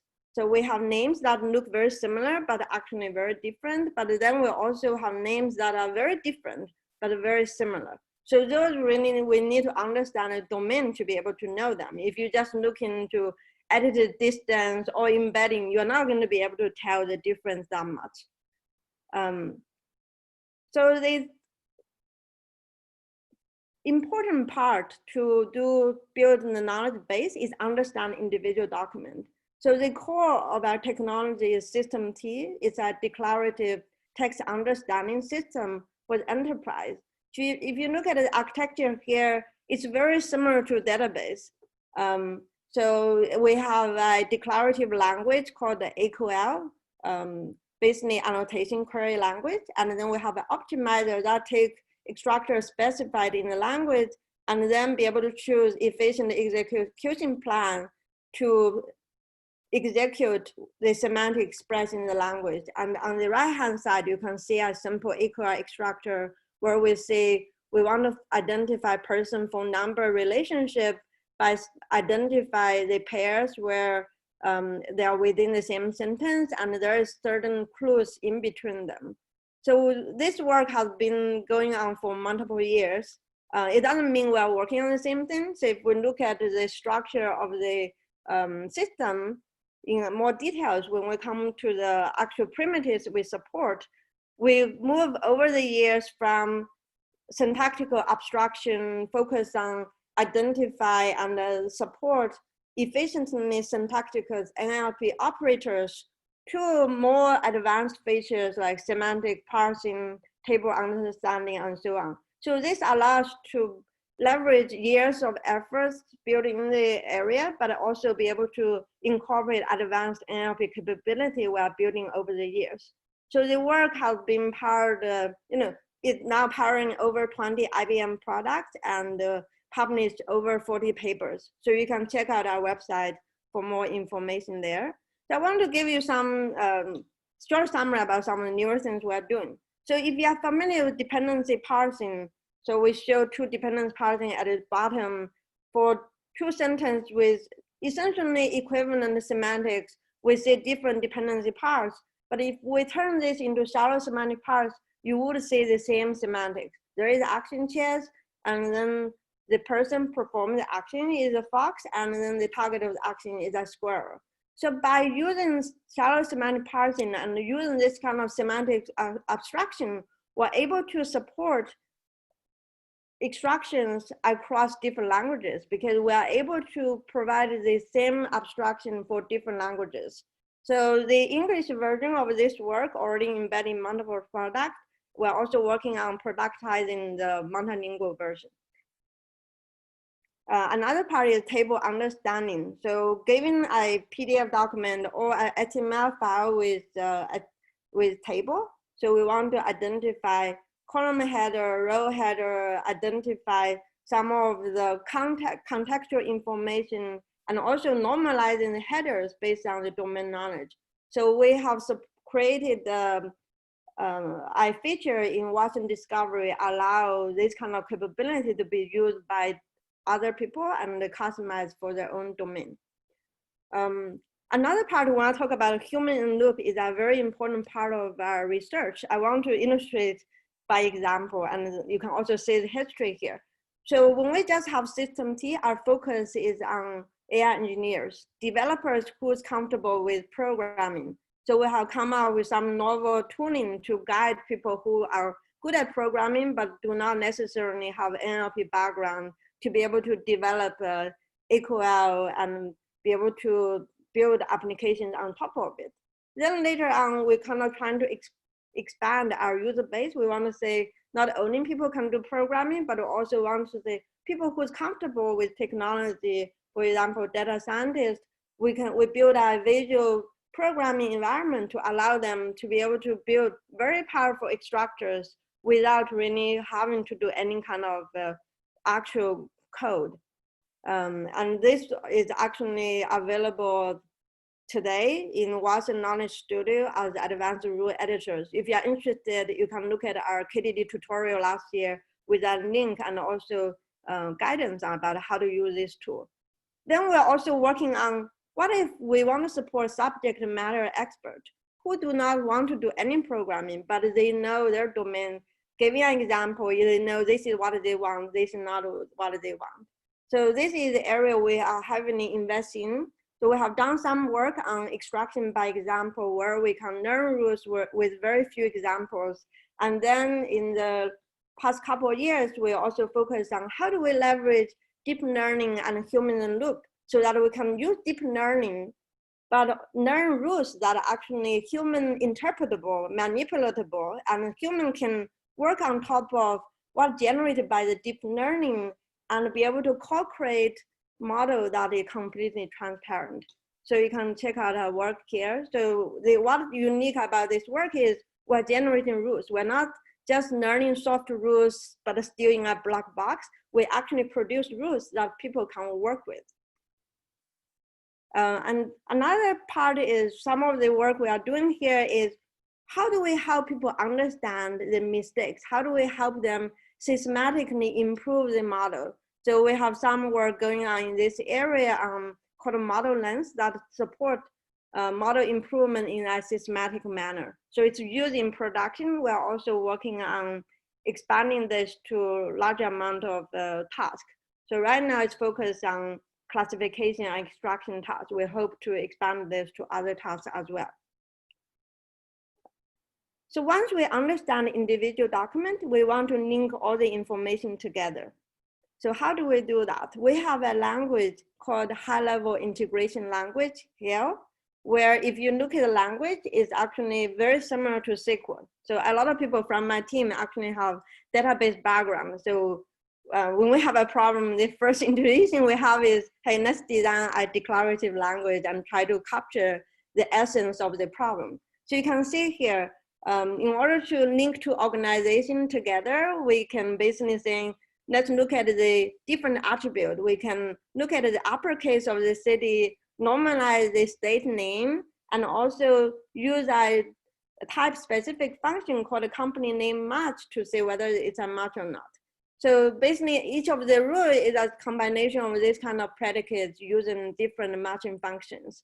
So if you look at the example here, right, we have two name of a bank organization. One is a bank, another is the parent holding company. Even though these two are very similar to each other, they are not a match. So you need to have the domain knowledge to understand Bancorp means the holding company instead of the bank.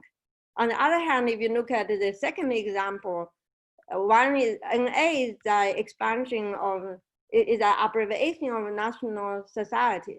And once you know that, you know these two are equivalent, even though if you just look at the surface string, they are actually very dissimilar.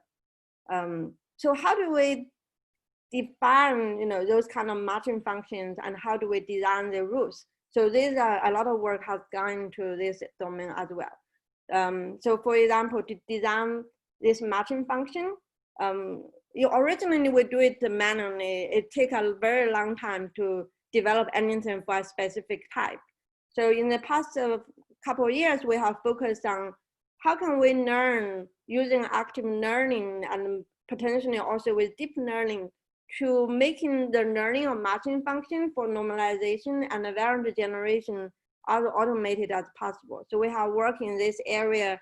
Essentially, for a new type, we need only 10 or so iterations. So it's very, very fast. And it requires no programming. The main thing requires really domain knowledge to be able to say yes, no, yes, no.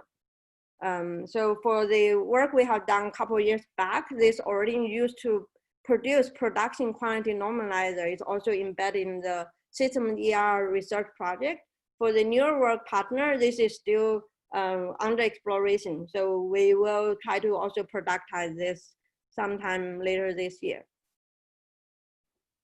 Another thing I want to mention is when there's domain knowledge available, so for example, when there's ontology available, we could potentially use deep learning to do normalization. So for example, the work we have done jointly with UCSD last year, which actually won the best application paper last year at the AKBC, we use both syntactical and contextual features and data augmentation to link everything together. Hi, 2 minutes left. Okay, yeah, I'm almost. Okay, we also have a work that support human-in-the-loop system that support explainable entity resolution. Again, So we support feature engineering, but using active learning to produce the rules instead of someone writing from scratch. And we'll also be able to build state-of-the-art and produce production quality rules and actually use in production. The last part is quality evaluation. So I just want to give you some examples. So the quality evaluation can come in two different forms. One is data assertion. There are hard constraint. When it's violated, it's definitely a problem. Then we also have soft constraint. When those constraints are violated, it may or may not be a problem. So it's a matter of identify the potential conflict and then diagnose whether it's really a problem or not. So we have an example here where we handle both cases. So once we build the knowledge base, their consumption can be different form. So it can be a programmatic API where people use it to build application. We also have work on building natural language interface where we can query knowledge base directly. You can also use it for embedding and to build domain-specific models and so on. I will not go into details for this. So just to summarize, right, I talk about human in loop with all the examples from my team. So essentially, we can think of it as human involved in 3 stages. When it comes to labeling, we want to involve human, but we don't want them to just to do labeling. We would like to automate as much as possible, but involve human at a critical point. The same with model development. In some cases, it may be much more efficient to build a model from scratch using IDE. So we need to create a very user-friendly IDE. In some other cases, maybe we want to learn explainable model in a target language that a human can manipulate, or we want to reduce label data and enlist domain knowledge by actively involve human in the loop. And lastly, once everything in production, we would like to gather feedback and use the feedback to influence all the previous stages in the AI lifecycle.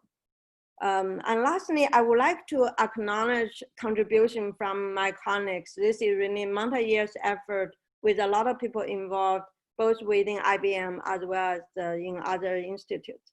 Yeah, thank you. Okay, thanks Yunyao for the great talk. So we have a few minutes for questions. I will just start from the most voted questions. So the first question is, do these methods also apply to more general or open domain? Or those approaches will be fundamentally different from those in the specialized domains?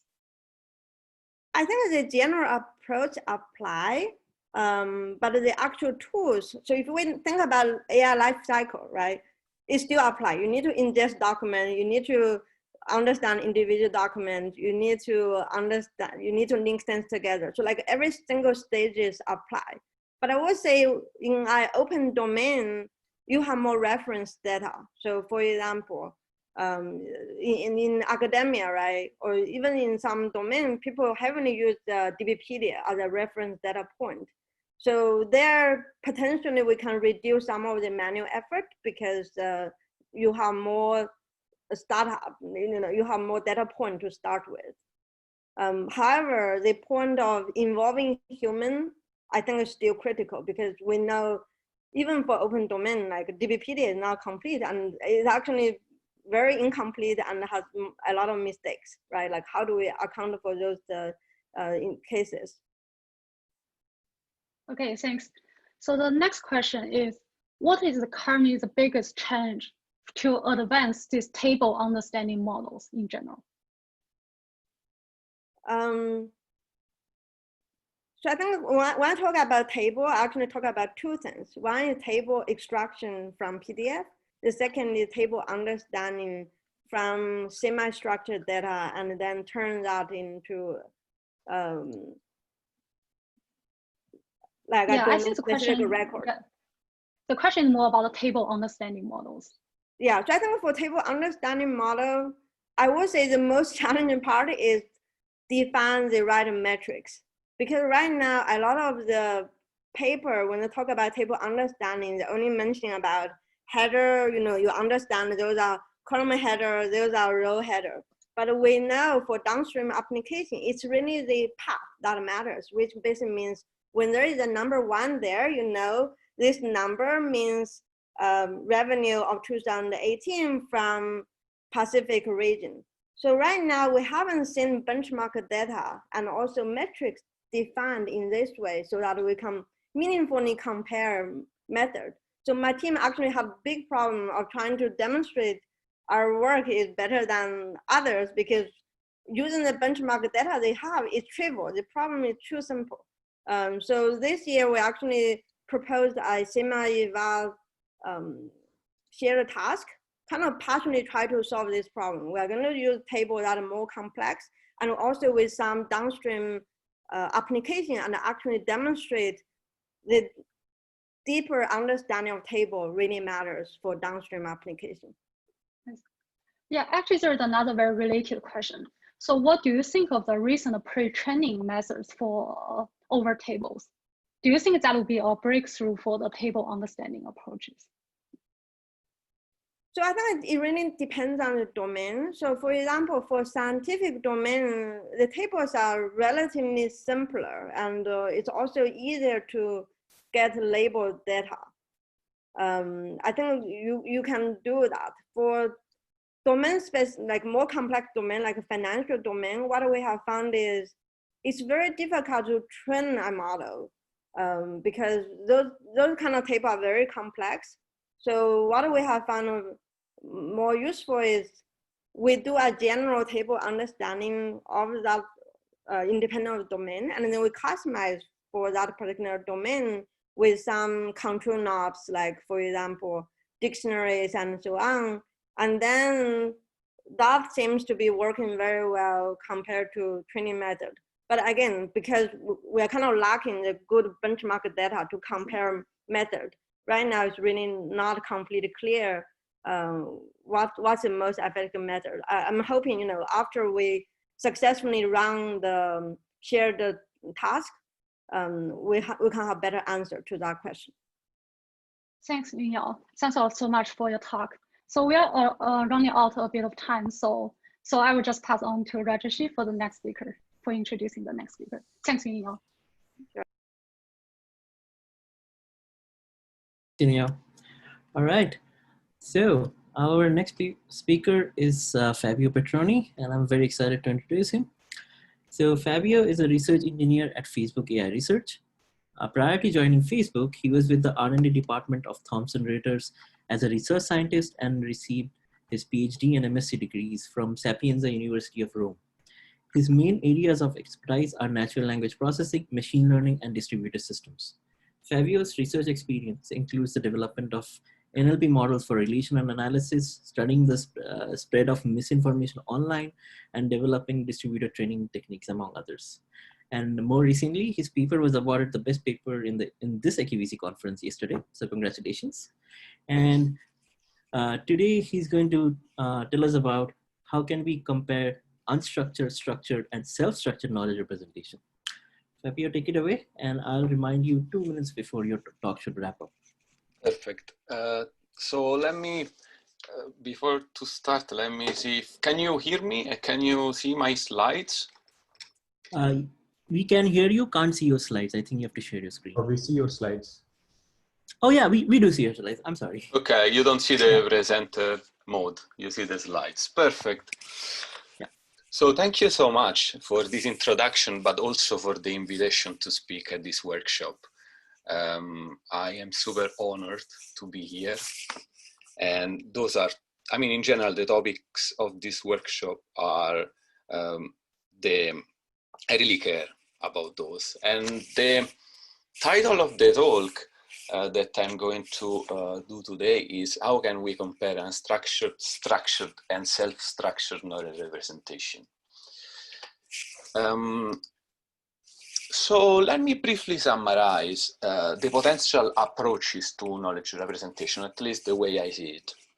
So knowledge can be represented as raw text, so in a completely unstructured fashion, or can be represented with structure, either in an art way, so for instance as tree vaults of objects in a knowledge base, or in a soft way, so as key value memories or information retrieval index. But I think there is also actually a third way, that is, knowledge can be stored in the parameters of a neural model that autonomously organize its weights, and therefore I think the knowledge base can be considered self-structured by the model somehow in the latent space. So I think that understanding how this knowledge is structured inside the parameter, or in general localized, is a fascinating open problem. But today, I think my main question is, how can we compare these approaches, or actually a combination of these approaches, to knowledge representation? And I think the answer that I have is using downstream tasks. However, current NLP benchmarks, here I listed some of the most popular ones, mainly focus on reading comprehension. And although these have been super useful for the emergence, for instance, of general architecture such as BERT, in most of the tasks, local information is sufficient to solve the task. So here there is an example of a natural language inference instance, and us as human can easily solve the task without accessing any external information, any external knowledge. So I think we need to define a set of knowledge-intensive NLP tasks. And I like this definition from our lab in London, that basically a knowledge-intensive task requires to seek knowledge in a large body of documents, even for humans to be solved. And this large collection of documents can be unstructured, and in general, we refer to this as the knowledge source. But for the sake of this talk, I will assume that our knowledge source is Wikipedia. And this is quite convenient, because Wikipedia has been used a lot by the community, and is probably the best representation of knowledge that humans ever did. But this is not a purely unstructured source. It's pretty well structured. No? There are pages for several word entities, with all the collaborative human knowledge about that entity structured in sections. So it's not like solving the task in the wild. However, teaching a model how to use Wikipedia is still an open problem. And I think it's a good starting point in general to assess knowledge representation. So in this talk, I plan to present 5 knowledge-intensive tasks that all cover slightly different aspects of knowledge. And in particular, slot filling, entity linking, open domain QA, fact checking, and factual generations. Good. Let's start from slot filling. So the goal of slot filling is actually to collect information of certain relations or slots of entities from a large collection of natural language text. And this is a well-studied problem, and there are several resources such as the TAC-KBP challenges data. And in general, I really do like this problem because it defines a natural bridge between information extraction and question answering, I mean the two communities. Because you can approach the problem in several ways. For instance, you can define structured queries to query a knowledge graph. So subject, Giacomo Tedesco, relation, position played on the team, and then you want to find the object.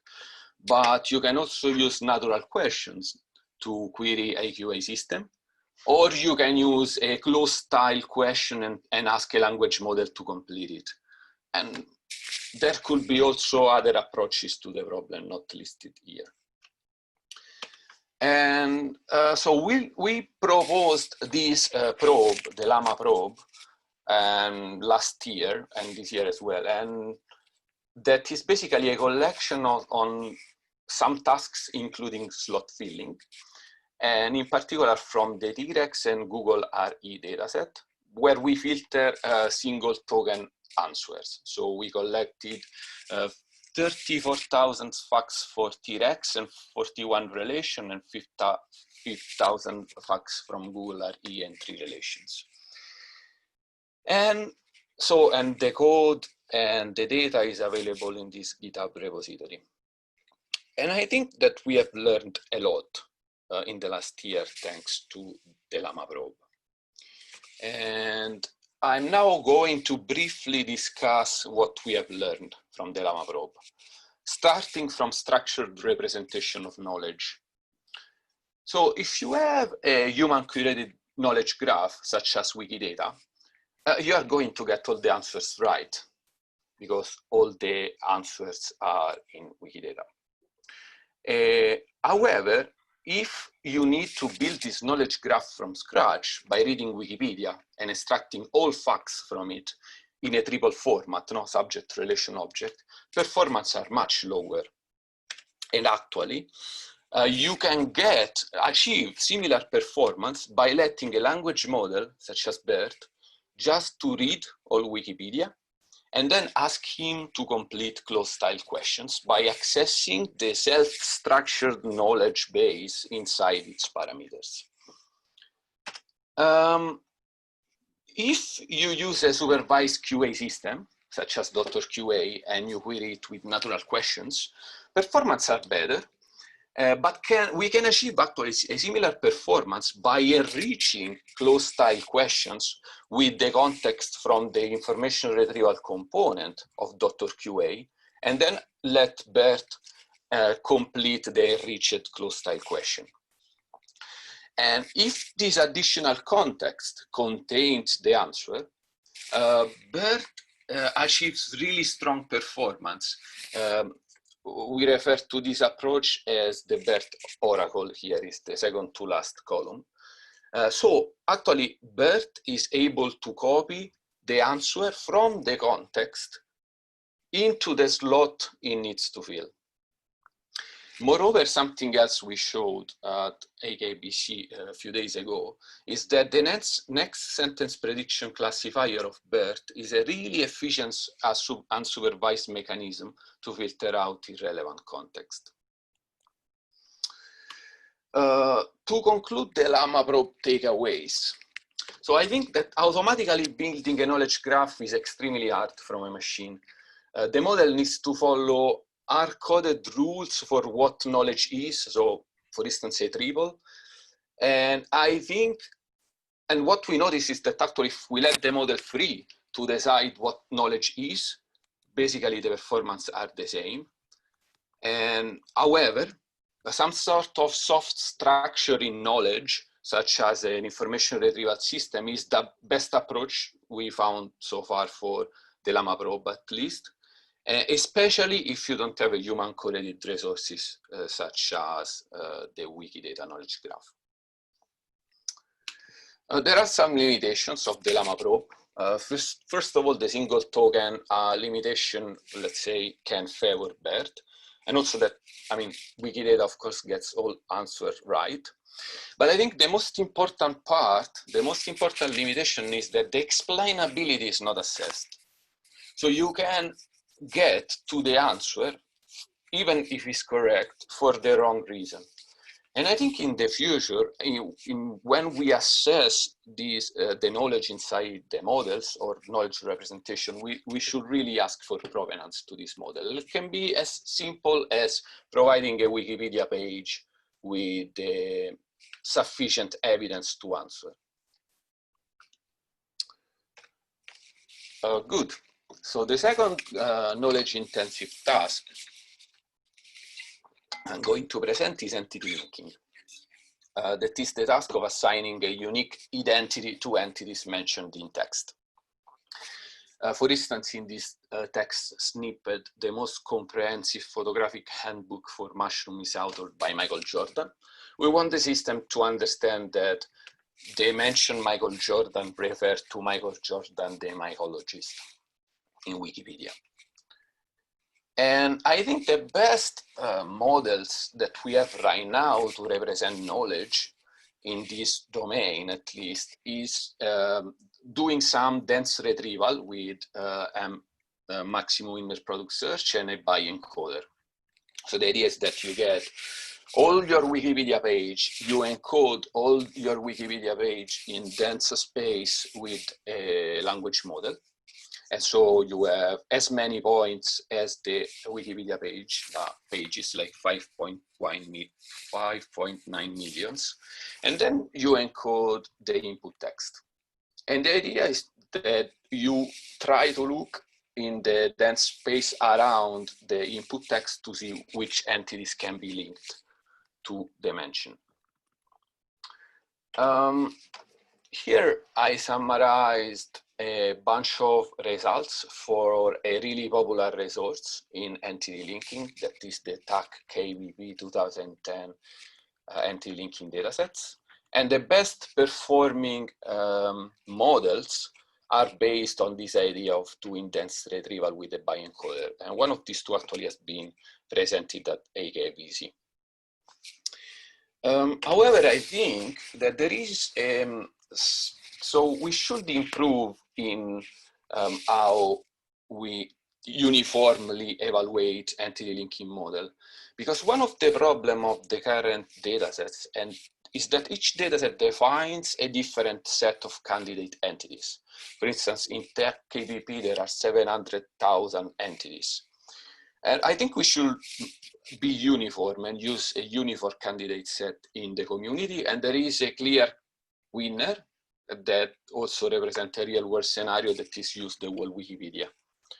Also because the performance of these bi-encoder models using the whole Wikipedia, so the whole 5.9 million entities, are not too much lower than in the restricted case. Third task, open domain QA. So we want a model to answer a question such as, what's the highest mountain in Europe? And this is the only information we give in input to the model, plus of course the knowledge source. And there are a lot of resources available for open domain QA. Here I listed some of the most popular ones: Trivia QA, Hotpot QA, Natural Question, LE5, but there are more. But I think what's important is that the best representation of knowledge right now in this domain is exactly the same as before. So to do that retrieval with maximum in product search and a bi-encoder. The granularity actually in this case is more fine-grained. So the state-of-the-art models represent a page with multiple points, one for each passage. And in particular, if you consider a passage to be 100 tokens long, you have 21 million data points in your dense space. But then the idea is that you encode the question, you go in dense space, you find the closest passages, and then it's nothing more than a reading comprehension exercise, because you have your question, the retrieved passages, and you need to find the answer in the retrieved passages. Here I list some results on the natural question dataset, in particular the OpenDev set and Trivia QA, the official test set, for 4 models, or in general papers that has been proposed this year. The first approach is based on in-parameters knowledge, and I think will be the topic of the next talk, so I will not go in detail into that. While the last 3 approaches are really a combination of different representations of knowledge. You have text, unstructured text, that is indexed with some structure. And then you have also the self-structured knowledge base that comes into play inside the weights of the reader. And among these models, RAG, that is the acronym of Retrieved Augmented Generation, that is a work that we did in FAIR as well, is at the moment at the top of the leaderboard. And the main idea of RAG is basically to backpropagate not only in the reader, but also in the retriever. So to jointly train both. However, I think there are limitations in the current way in which we assess performance in open domain QA. First of all, there is a bit of confusion with the split of the data sets. I think we should be more rigorous and really work on a standard data split, at least for a data set. And also, we don't assess explainability as before. And again, both open and closed book approaches can get to the right answer, but for the wrong reason. I think we should really train our models to provide some sort of provenance. That could be a string with evidence, could be a Wikipedia page, could be an image, a table, a list. Something that shows that the model actually got to the right answer for the right reason. And this is, for instance, something that is done in the fourth task that I'm considering today, that is fact-checking, and it's in particular in this dataset Fever, proposed by Thorne and others. And the idea of fact-checking is to associate a label to a claim. And usually this involves a three-way classification. So the claim can be supported by evidence in Wikipedia, can be refuted, in general by evidence in your knowledge source, or simply there can be not enough information to assess the claim. Additionally to this answer, also some provenance needs to be provided for your decision, with the evidence supporting your decision. In this table, I summarized recent models for Fever, in particular in the label accuracy task, both for three ways classification or two ways, where we consider just supported and refuted. And you can see that RAG, the same model as before, is not too far from the state of the art in three-way classification. And the state of the art is a custom solution built for Fever, is 4 points better than RAG. But actually, if we consider the two ways classification, RAG gets really close to a solution based on Oracle evidence. So where we provide some evidence that is needed to assess the claim. What I do like about Fever is the Fever score.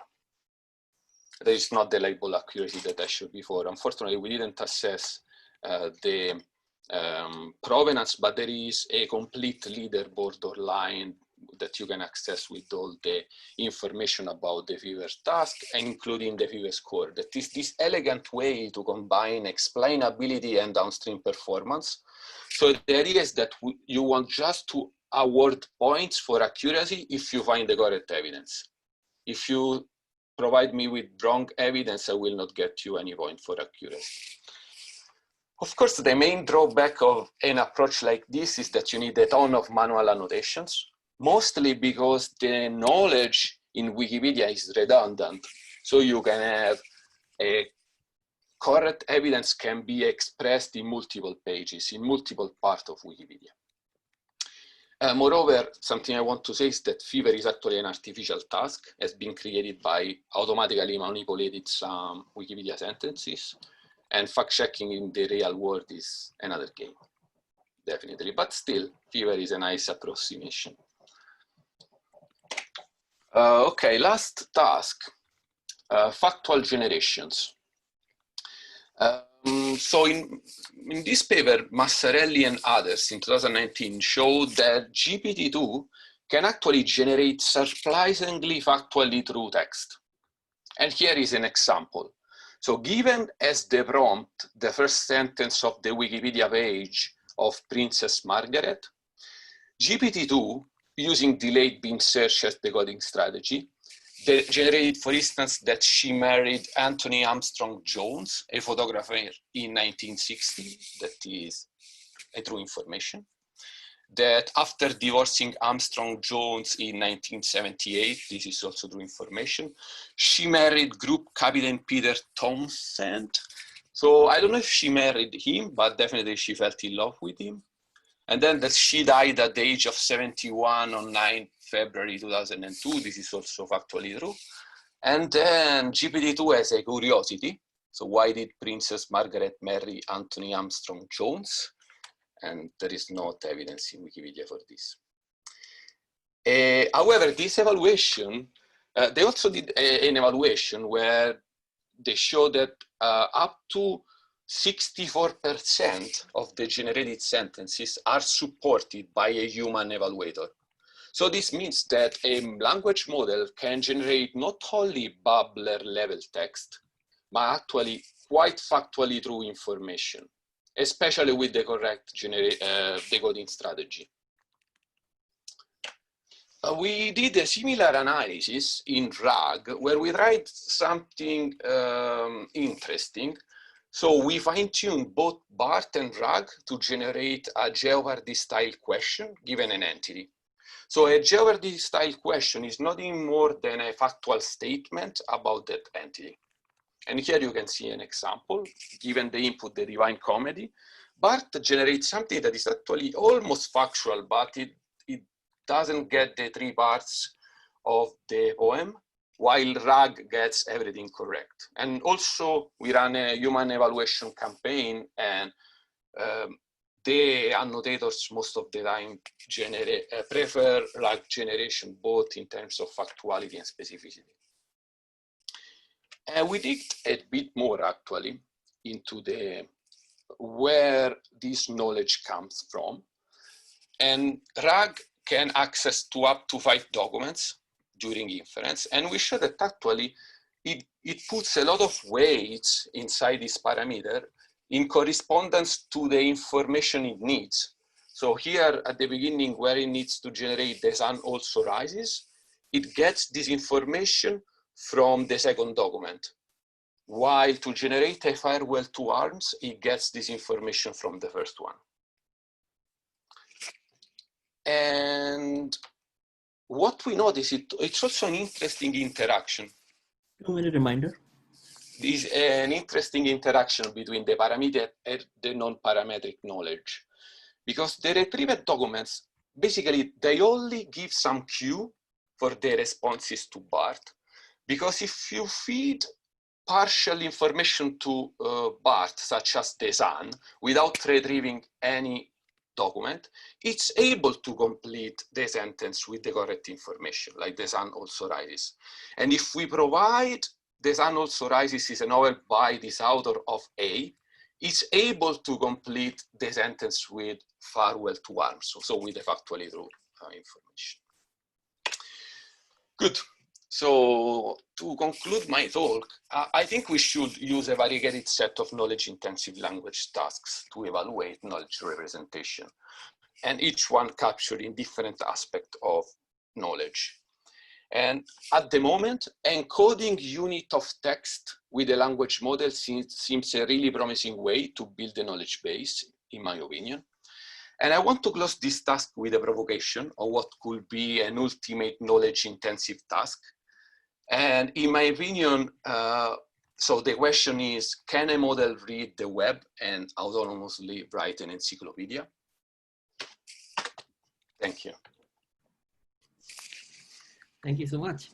Yeah, so we have a lot of questions. So let's jump into that. So the first question from the audience is, how does parametric models handle data deletion? For example, if a fact is not true anymore in the knowledge base, how do you make sure that knowledge has been deleted from the parameters? Simply you don't. That's a fascinating open question. Again, this comes back to my original thought on we should try to localize knowledge inside the parameters to understand how to manipulate knowledge. I think the best way you have at the moment is throw away your model and learn from scratch. I think we have a similar follow-up question, but I'll go according to the ranking.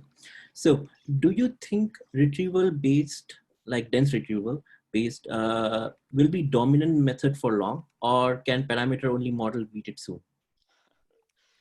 the different question, especially in this domain, nothing stays long.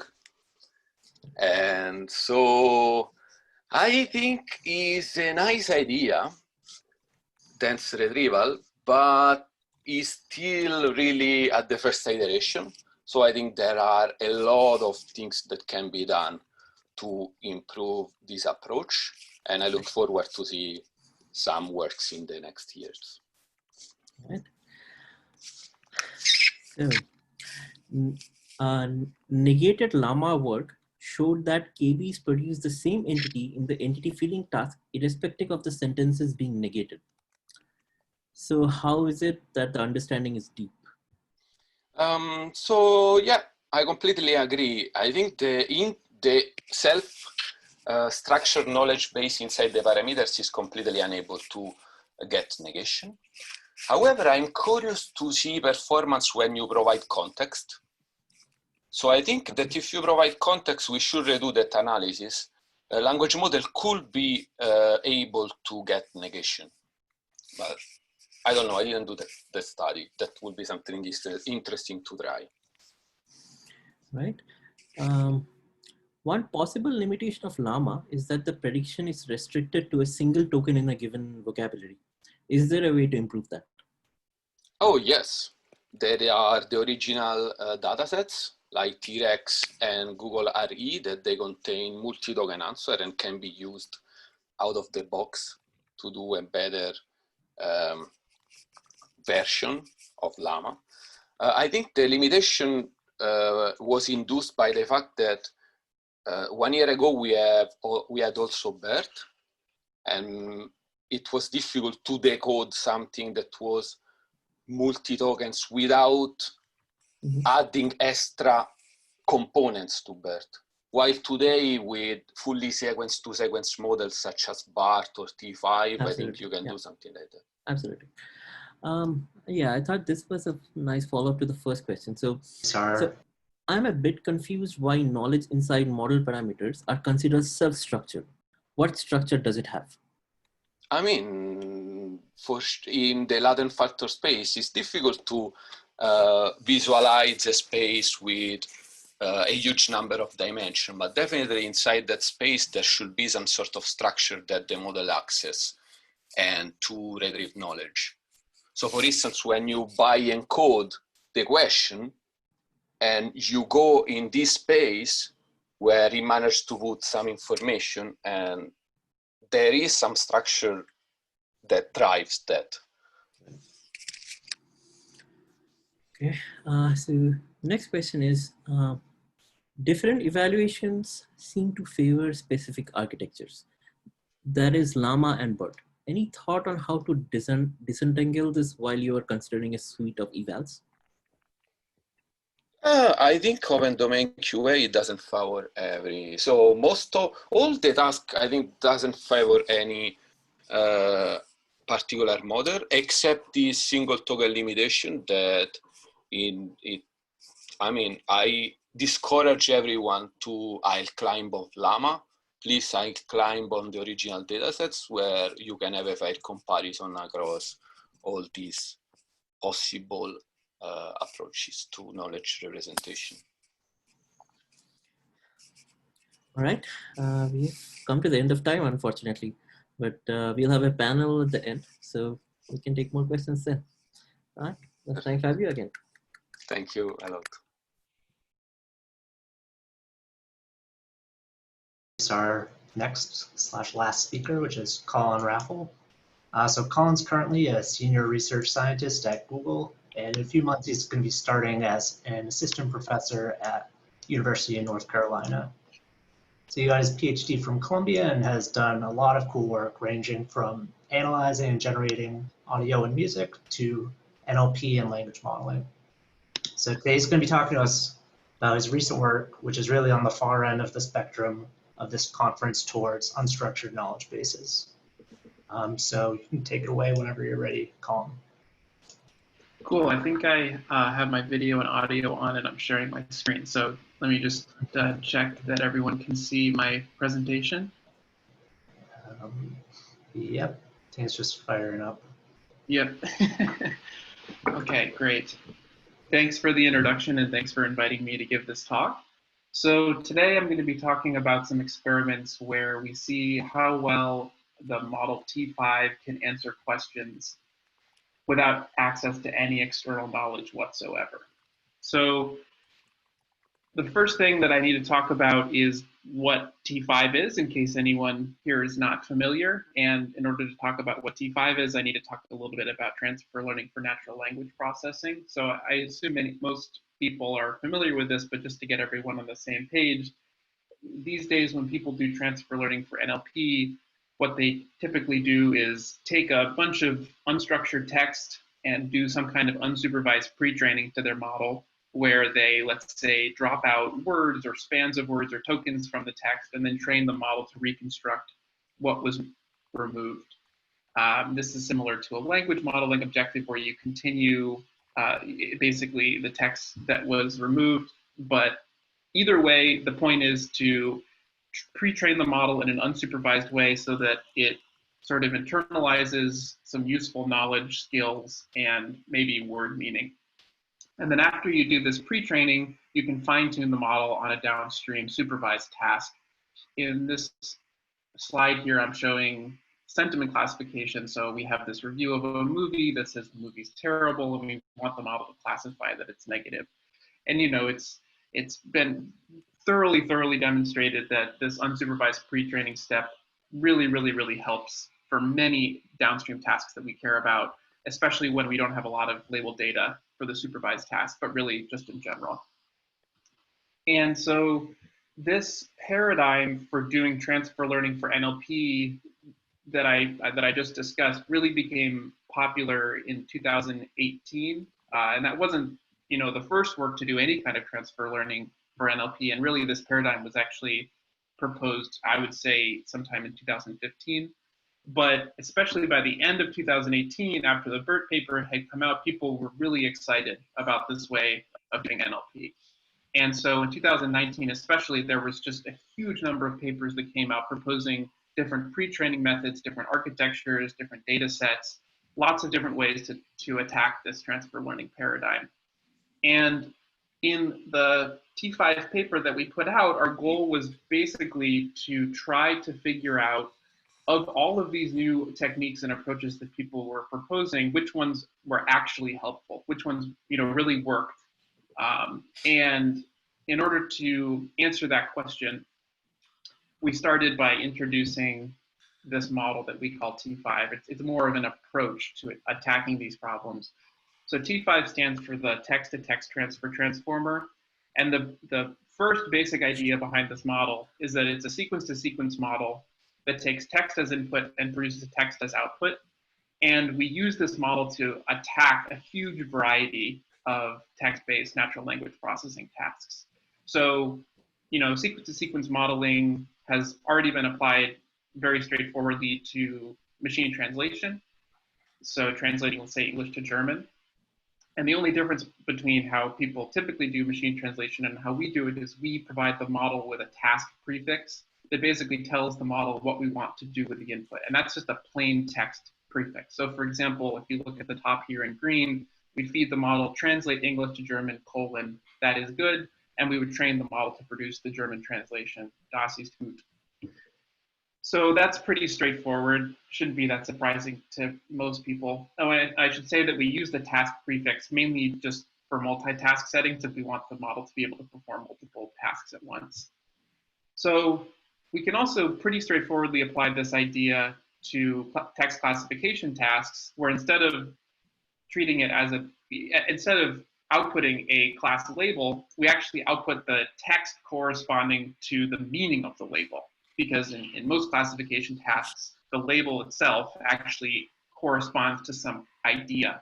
And so, for example, in the corpus on linguistic acceptability, COLA, where we're trying to train the model to predict whether a sentence is grammatically and semantically correct or not, we would feed in the sentence and then train T5 to output either the words not acceptable or acceptable. So we're actually just outputting the literal text of the label.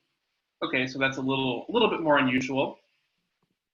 Let's go one more step and tag regression task. So in a regression task, the goal is to train the model to output a floating point value, basically. And so with T5, we actually just train the model to produce the string representation of the floating point value. So literally, you know, the token corresponding to 3, the token corresponding to period, the token corresponding to 8 would be the floating point number 3.8. And this turns out to work quite well. So again, the main idea behind this paradigm is that we just kind of cast all NLP problems that we can into the same format. And the nice thing about this is that you just use exactly the same architecture and exactly the same training method, maximum likelihood-based training with teacher forcing.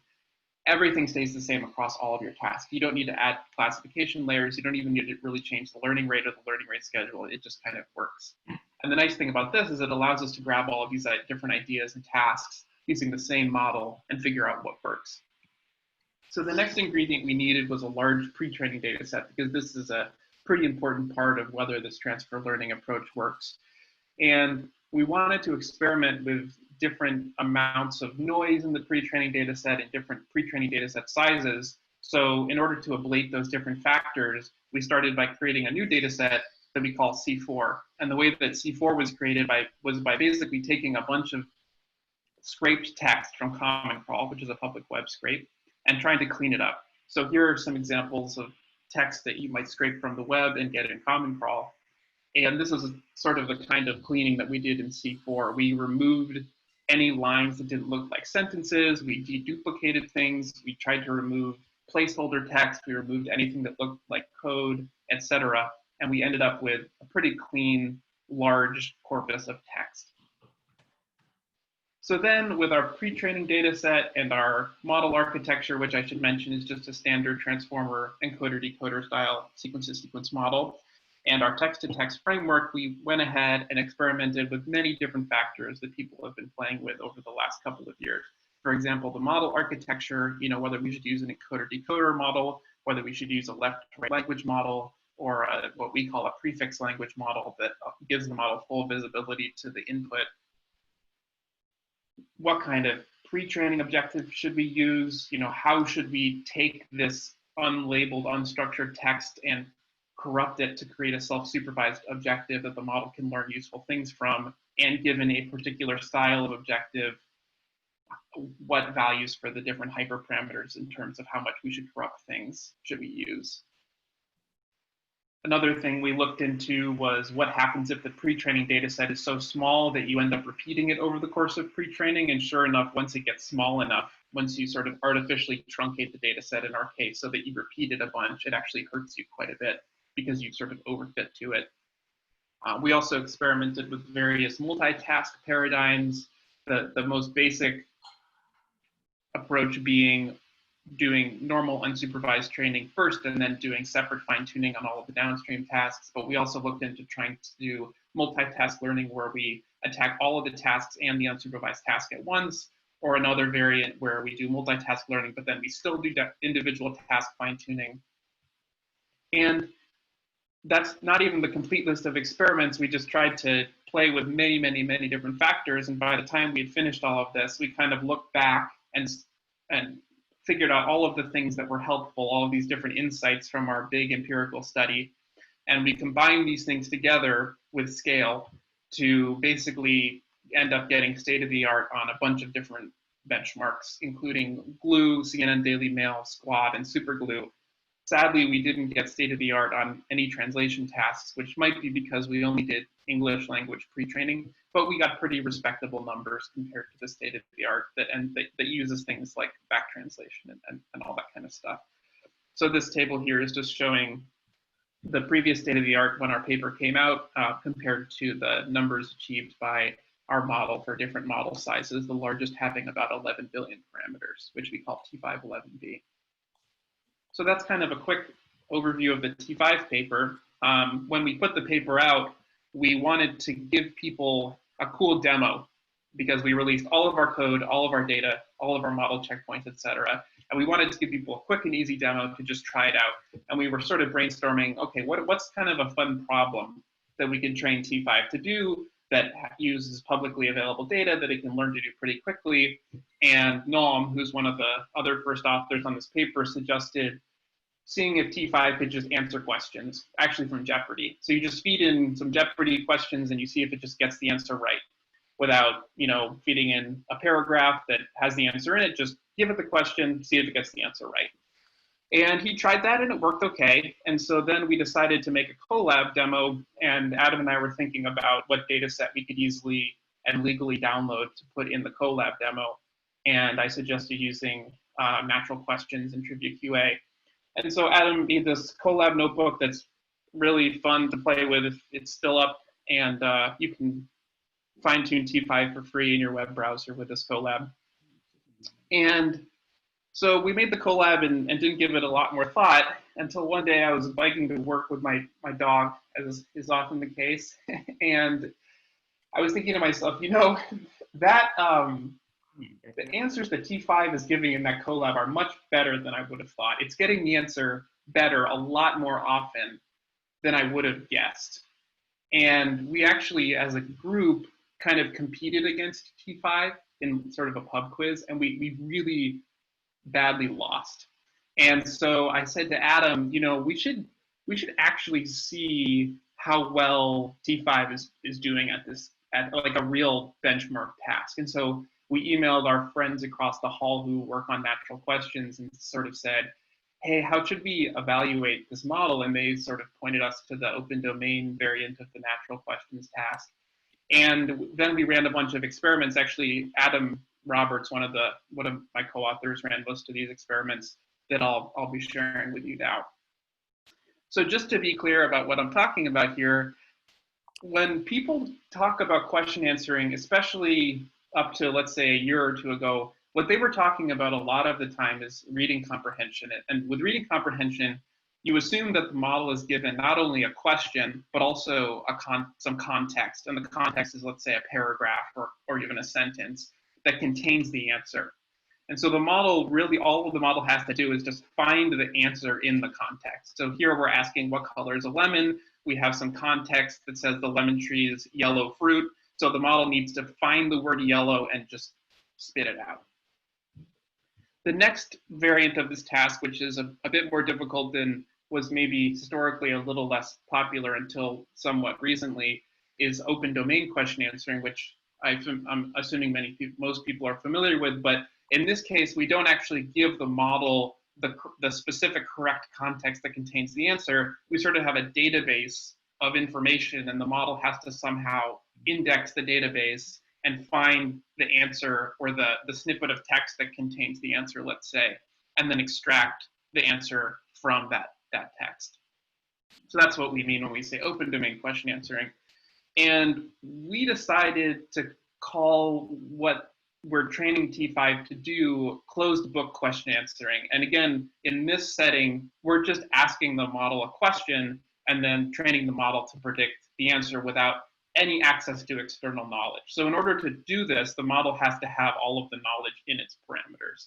And this is, the same basic idea behind some of the benchmarks that Fabio was just talking about. But really, our goal here is to measure knowledge internalization inside model parameters.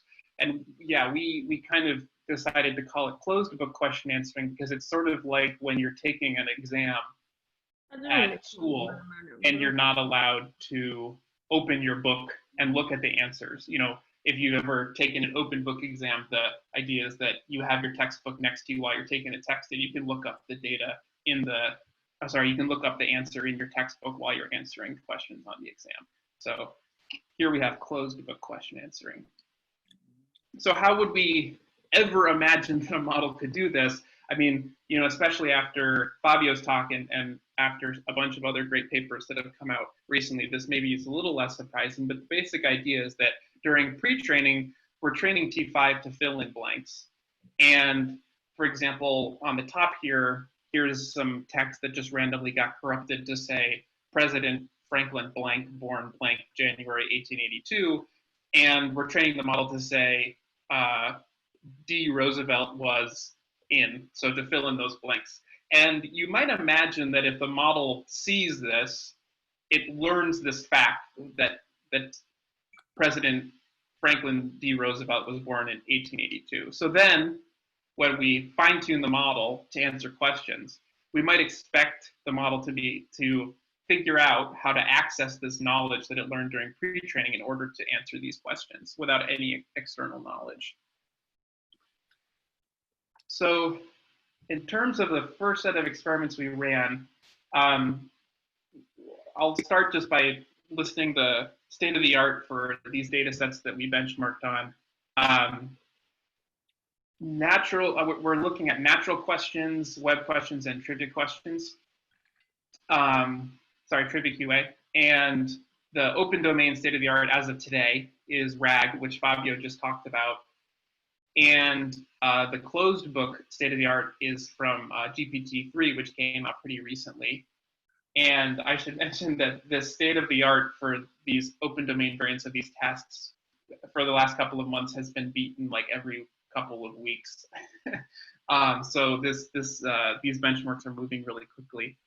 So if we just do this, like really nothing else, we just take our pre-trained models, fine tune them to answer questions on the training sets of these particular benchmarks, and then test them on the test sets. Here are the scores we get. And in particular, one obvious and maybe unsurprising thing is that the performance gets better as the model gets bigger. But what's still pretty surprising to me, at least, is how decently this does. So T511B in particular gets pretty respectable scores on most of these benchmarks without much additional tweaking. So after we ran this first set of experiments, we decided to try a trick from the ReLM paper, the Retrieval Augmented Language Model paper, which is a open domain question answering model that explicitly retrieves information. And what they did as a pre-training step is to do this sort of masking-based pre-training, but where they intentionally only mask what they call salient spans. So these are things like entities, dates, etc. And the idea here is that if you only mask these salient spans, then the model is more likely to be primed with knowledge. It's a more sort of knowledge-rich pre-training task. And they generate this data just with a really basic procedure for using BERT for entity identification, and then like a regular expression for finding dates. So what we found is that if we continue to do pre-training with salient span masking, it boosts the performance significantly compared to just the baseline performance of no additional pre-training and simply doing additional random span corruption, which is shown on orange here. And so if we take T511B and we add the salient span masking, we actually see some pretty huge bumps in performance. In particular on Trivia QA, it boosts the performance by about 10%. And I should say these are all basically exact match scores computed on these data sets. So then one other thing we looked into is that the pre-trained T5 checkpoints that we released were actually models that were trained with a multitask mixture of a bunch of tasks. And then, you can fine tune them on individual tasks if you want, which is what's showing on the left here. And some of the tasks that T5 was pre-trained on are reading comprehension tasks. So tasks where the model's given a paragraph that contains the answer, a question, and then it has to generate the answer. And so we were wondering whether including the reading comprehension tasks in the multitask pre-training helped it on closed book question answering. So kind of independently, we also released a set of checkpoints that were only pre-trained on the unsupervised tasks. So it didn't include it wasn't a multitask pre-training. It was just the basic span corruption pre-training task. And we call these checkpoints the T5.1.1 checkpoints. And so the last thing we did that I'll show here is evaluate the performance using the unsupervised pre-training only. And actually that ended up doing a bit better, in particular on natural questions and Trivia QA. This not doing multitask pre-training gave us a boost in performance, which is, kind of as an aside, depressing because we want multitask pre-training to be helpful, especially when the pre-training task and the downstream task are related. But I guess that reading comprehension and closed book question answering aren't quite similar enough to give a boost in performance. And so we we do a little worse on web questions. I'm not going to read in too much as to why that's true. So the last thing I'll mention here is that we wanted, when we were evaluating these models, as I mentioned, we were using an exact match score. So basically a test example is annotated with a few different answers, and the model is considered correct if it generates one of those answers exactly. And we noticed that there were many cases where T5 would generate an answer that was semantically correct, but was treated as incorrect. So what do I mean by that? So on this slide, I'm showing some examples of questions and answers produced by, the questions, possible targets, and the answers produced by T5. And we've categorized them into different levels of correctness, I guess. So in the first case, we have a true negative. So this is a prediction of T5s that we counted at, that exact match counts as incorrect, that was in fact incorrect. So the question being, what does the ghost of Christmas present sprinkle from his torch? Apparently it's warmth, but T5 said it was confetti, which is just not correct. So exact match says it's incorrect, and it is indeed incorrect. In the second category, there's basically a difference in phrasing. In this particular example, T5 is outputting the correct name of the right person. It's just a different way of saying this person's name. So instead of calling her Kate and omitting her, apparently her middle names, T5 outputs her full first name and her middle names, but it's counted as incorrect because that's not how it was annotated. In the third case, there basically are many correct answers, but the many answers weren't annotated in the test set. So for example, there are many correct answers to where the US launches space shuttles from. You could say Florida, Cape Canaveral. You could state the actual name of the launch pad, which is what T5 has decided to do. And so this is another case where T5's prediction is incorrectly counted as incorrect. And then finally, there's sort of a final set of questions that really are only answerable if you are provided with the correct context, or at least like the time in history when it happened. So in this case, the question is, who's the Secretary of State for Northern Ireland? You only can really answer that question if you know what year they're talking about, for example. And T5 actually answered with someone who was the Secretary of State for Northern Ireland, but just at a different time than that particular example was annotated. And this isn't as much of a problem for open domain systems because these systems tend to use the same collection of knowledge that was used to annotate the data. So this is kind of a final case that hurts our performance. And so what we did is we went through and annotated a bunch of predictions of T5s as a bunch of predictions of T5s that were counted as incorrect by the exact match procedure.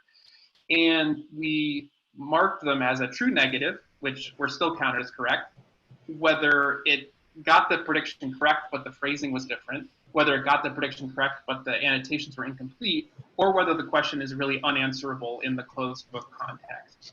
And for the second two categories, 2 minutes? Okay, thank you. For the second two categories, we instead treat those answers as correct, and for the final category, we just throw them out. And when we did that, we found that there were actually not quite half, but maybe 40-ish% of the questions were not true negatives. And if we account for these differences, our exact match score goes up from 36 to about 58. And so this really is more of a lesson that we're taking this new task, closed book question answering, and applying it to data sets that weren't designed for this particular task and a particularly brittle evaluation procedure. Okay, so I'll wrap up the talk just by talking about some cons and pros. I'll start with the cons, and then I'll talk about the pros of this general procedure and this general approach. So first of all, one con is that our model that we use that got the best results is quite big. It's about 11 billion parameters. But actually the size of the parameters in this model is actually smaller on disk than the indices used for retrieval by many open domain question answering systems. Because in order to correctly index, like Wikipedia, for example, you need to store Wikipedia, and then you also need to store any auxiliary information or data that's used to figure out which particular document your model is trying to retrieve.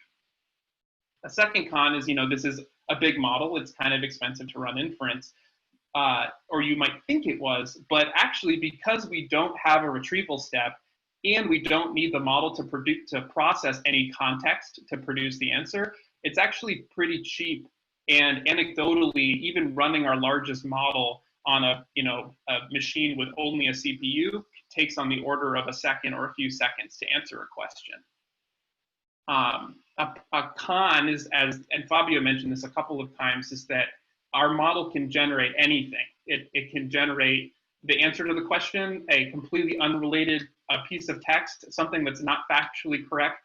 And that's kind of a con on the one hand, but on the other hand, it's a pro because it allows us to potentially tackle tasks that are not strictly extractive, right? Like mostly we've been talking about question answering tasks where the answer appears in a document somewhere, but there are tasks that the model would need to synthesize a much richer answer to a question that it can't just grab as evidence from a single document. And again, Fabio mentioned this a couple of times as well. Our model doesn't provide any evidence for its predictions, which is definitely an issue if you want it to be accountable for producing things that at least could be correct. And then, it kind of has this big blob of uninterpretable parameters that it's using to output answers. But on the other hand, in order to get these results, our model just learned from a really giant unstructured web text corpus. I mean, we didn't design C4 as a way to internalize knowledge.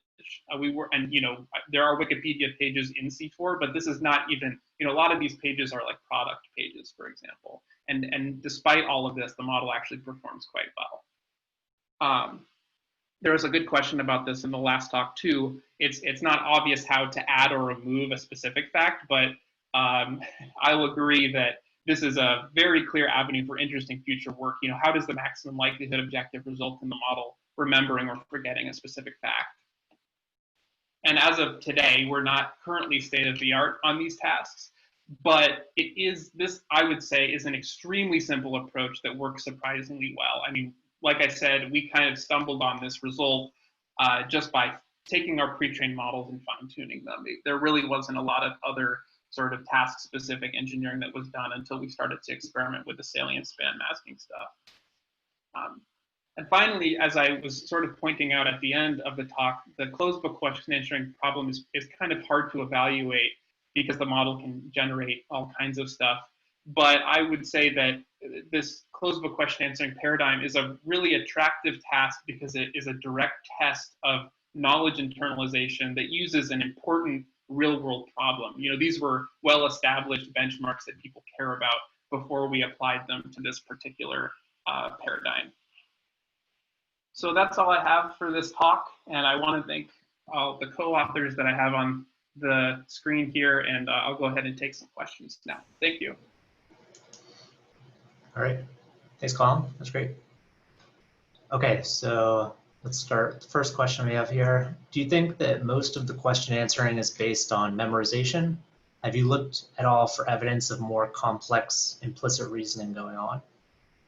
Yeah, so the data sets that we evaluated on are more along the lines of factoid data sets, which I would distinguish the style of memorization that allows T5 to get the answers correct from like overfitting style memorization, in the sense that during pre-training, it's not actually seeing question and answer pairs, it's seeing corrupted spans of text.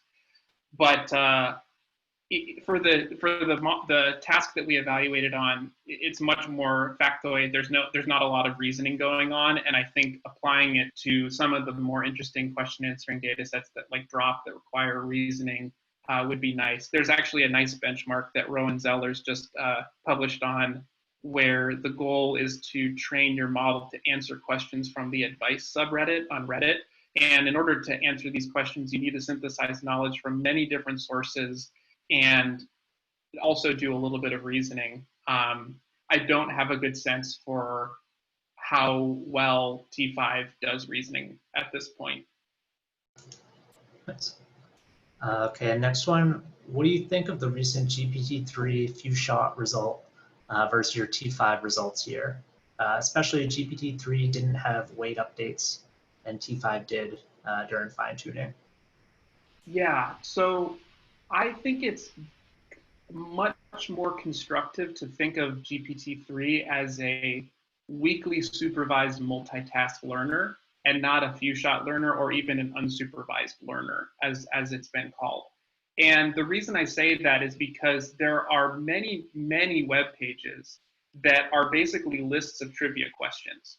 So, you know, it's basically just one after another, trivia question followed by the answer, trivia question followed by the answer in plain text.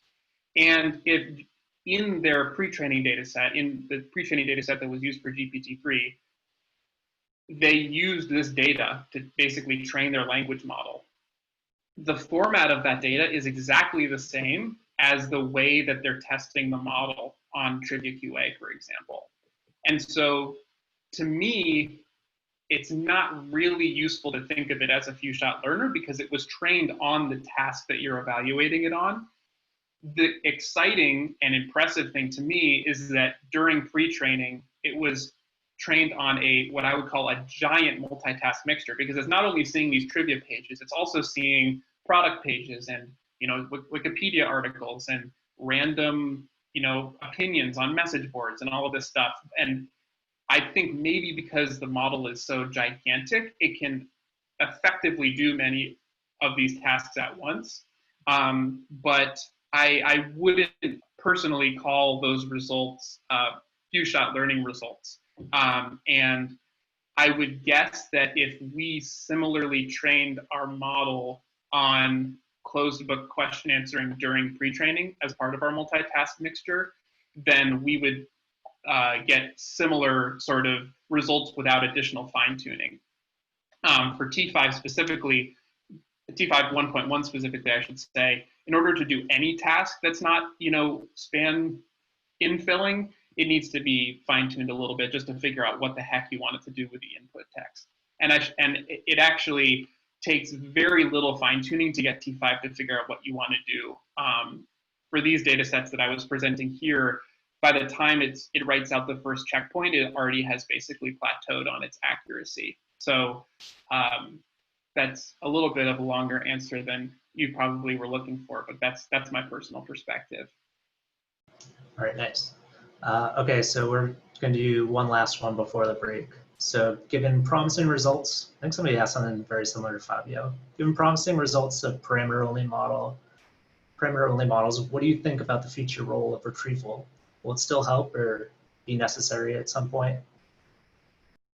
Yeah, so I completely agree with Fabio's point about how the approach that we're taking here, the model has no accountability whatsoever to provide evidence.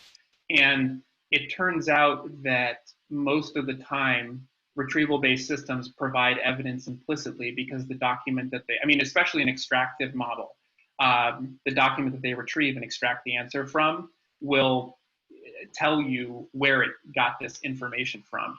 And so to the extent that we care about the model producing evidence, the approach that I described today will not give you that. We've thought about doing things like training the model to produce not only the answer, but also the URL of the page that it got that information from. But again, there's really nothing stopping the model from just hallucinating answers and hallucinating URLs.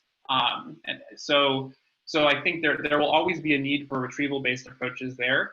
To me, the interesting question is whether our model learns a more efficient compression algorithm than the retrieval-based models could learn. Because as I mentioned, some of the indexes that people use, some of the storage of the knowledge that is being indexed by retrieval-based systems is in many cases much larger than the storage of the parameters in our model. So to me, it's interesting and exciting from a, even just like a compression perspective, how well our model can do by stuffing things into its parameters. Nice, yeah. I guess a plug would be for the efficient QA task that was just announced. T5 would be. Oh yeah, I should totally plug that because I'm helping organize it. We have a NeurIPS competition where we are basically evaluating systems on open domain question answering on natural questions where there are also considerations to basically how much space your model takes up on disk. There are tracks for very small models. There's also a track for an unconstrained model. And I think it's going to be very exciting to kind of try to get people to, force people to figure out the different trade-offs of these approaches. Great. Thanks again, Colin. So now we are going to have a panel with general questions for all of our speakers. We also have one additional panelist, this is Unsel Choi. So Unsel is currently doing a year as a visiting research scientist at Google. And next she's going to be an assistant professor at UT Austin. So we're happy to have Unsel join us. So this will be an interesting format. Hopefully it works out well. We haven't done an online panel before.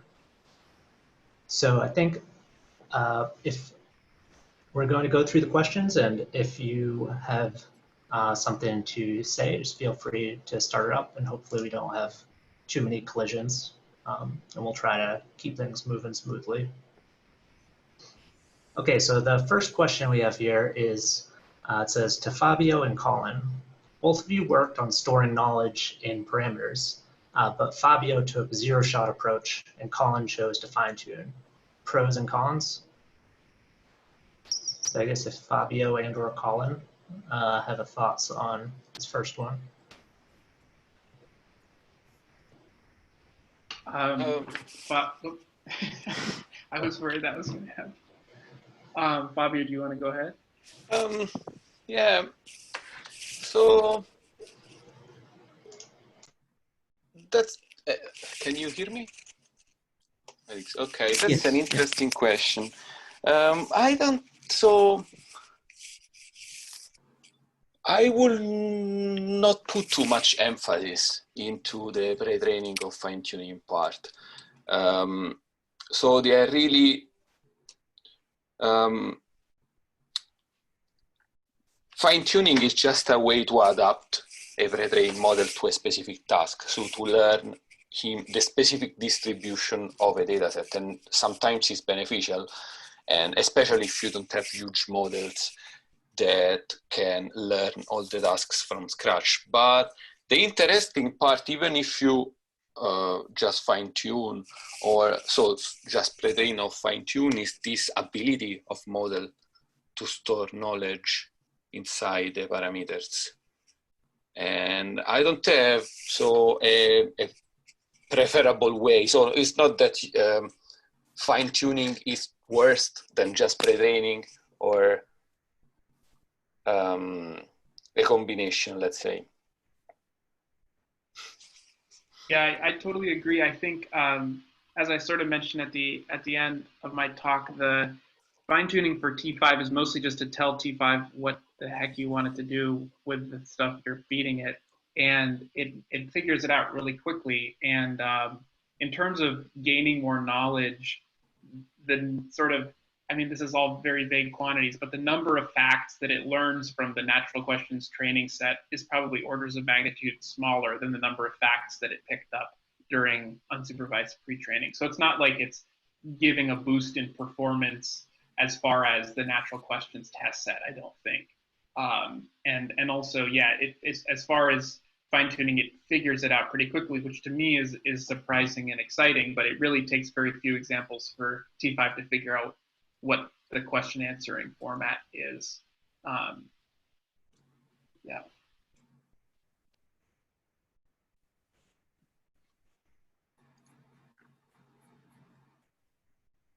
Let me read the next question based on outputs. So the question is to Kenneth. Should more neural key-based systems be taking influences from cognitive architectures? Which part in particular?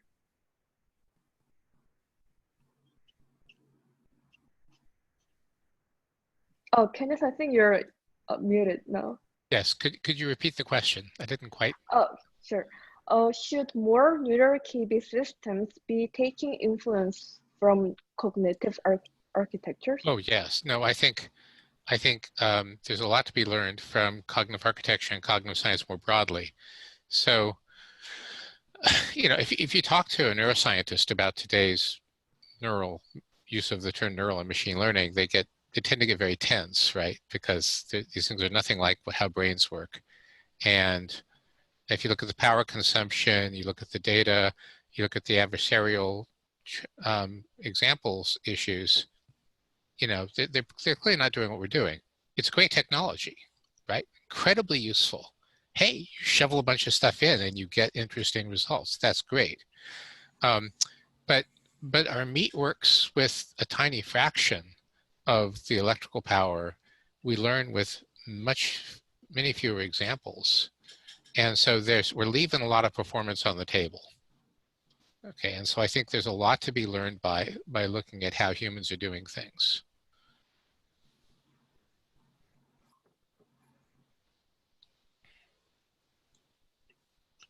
All right, thanks. So, by the way, in general, anyone who wants to chime in, feel free to chime away. The next question is, do we need a distinction between linguistic knowledge and general knowledge? And how do we disentangle representations for these?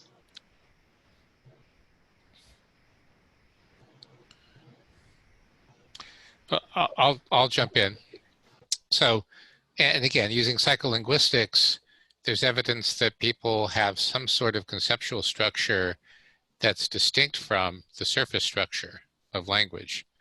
And so just having words isn't quite enough. I mean, you already know that because of polysemy.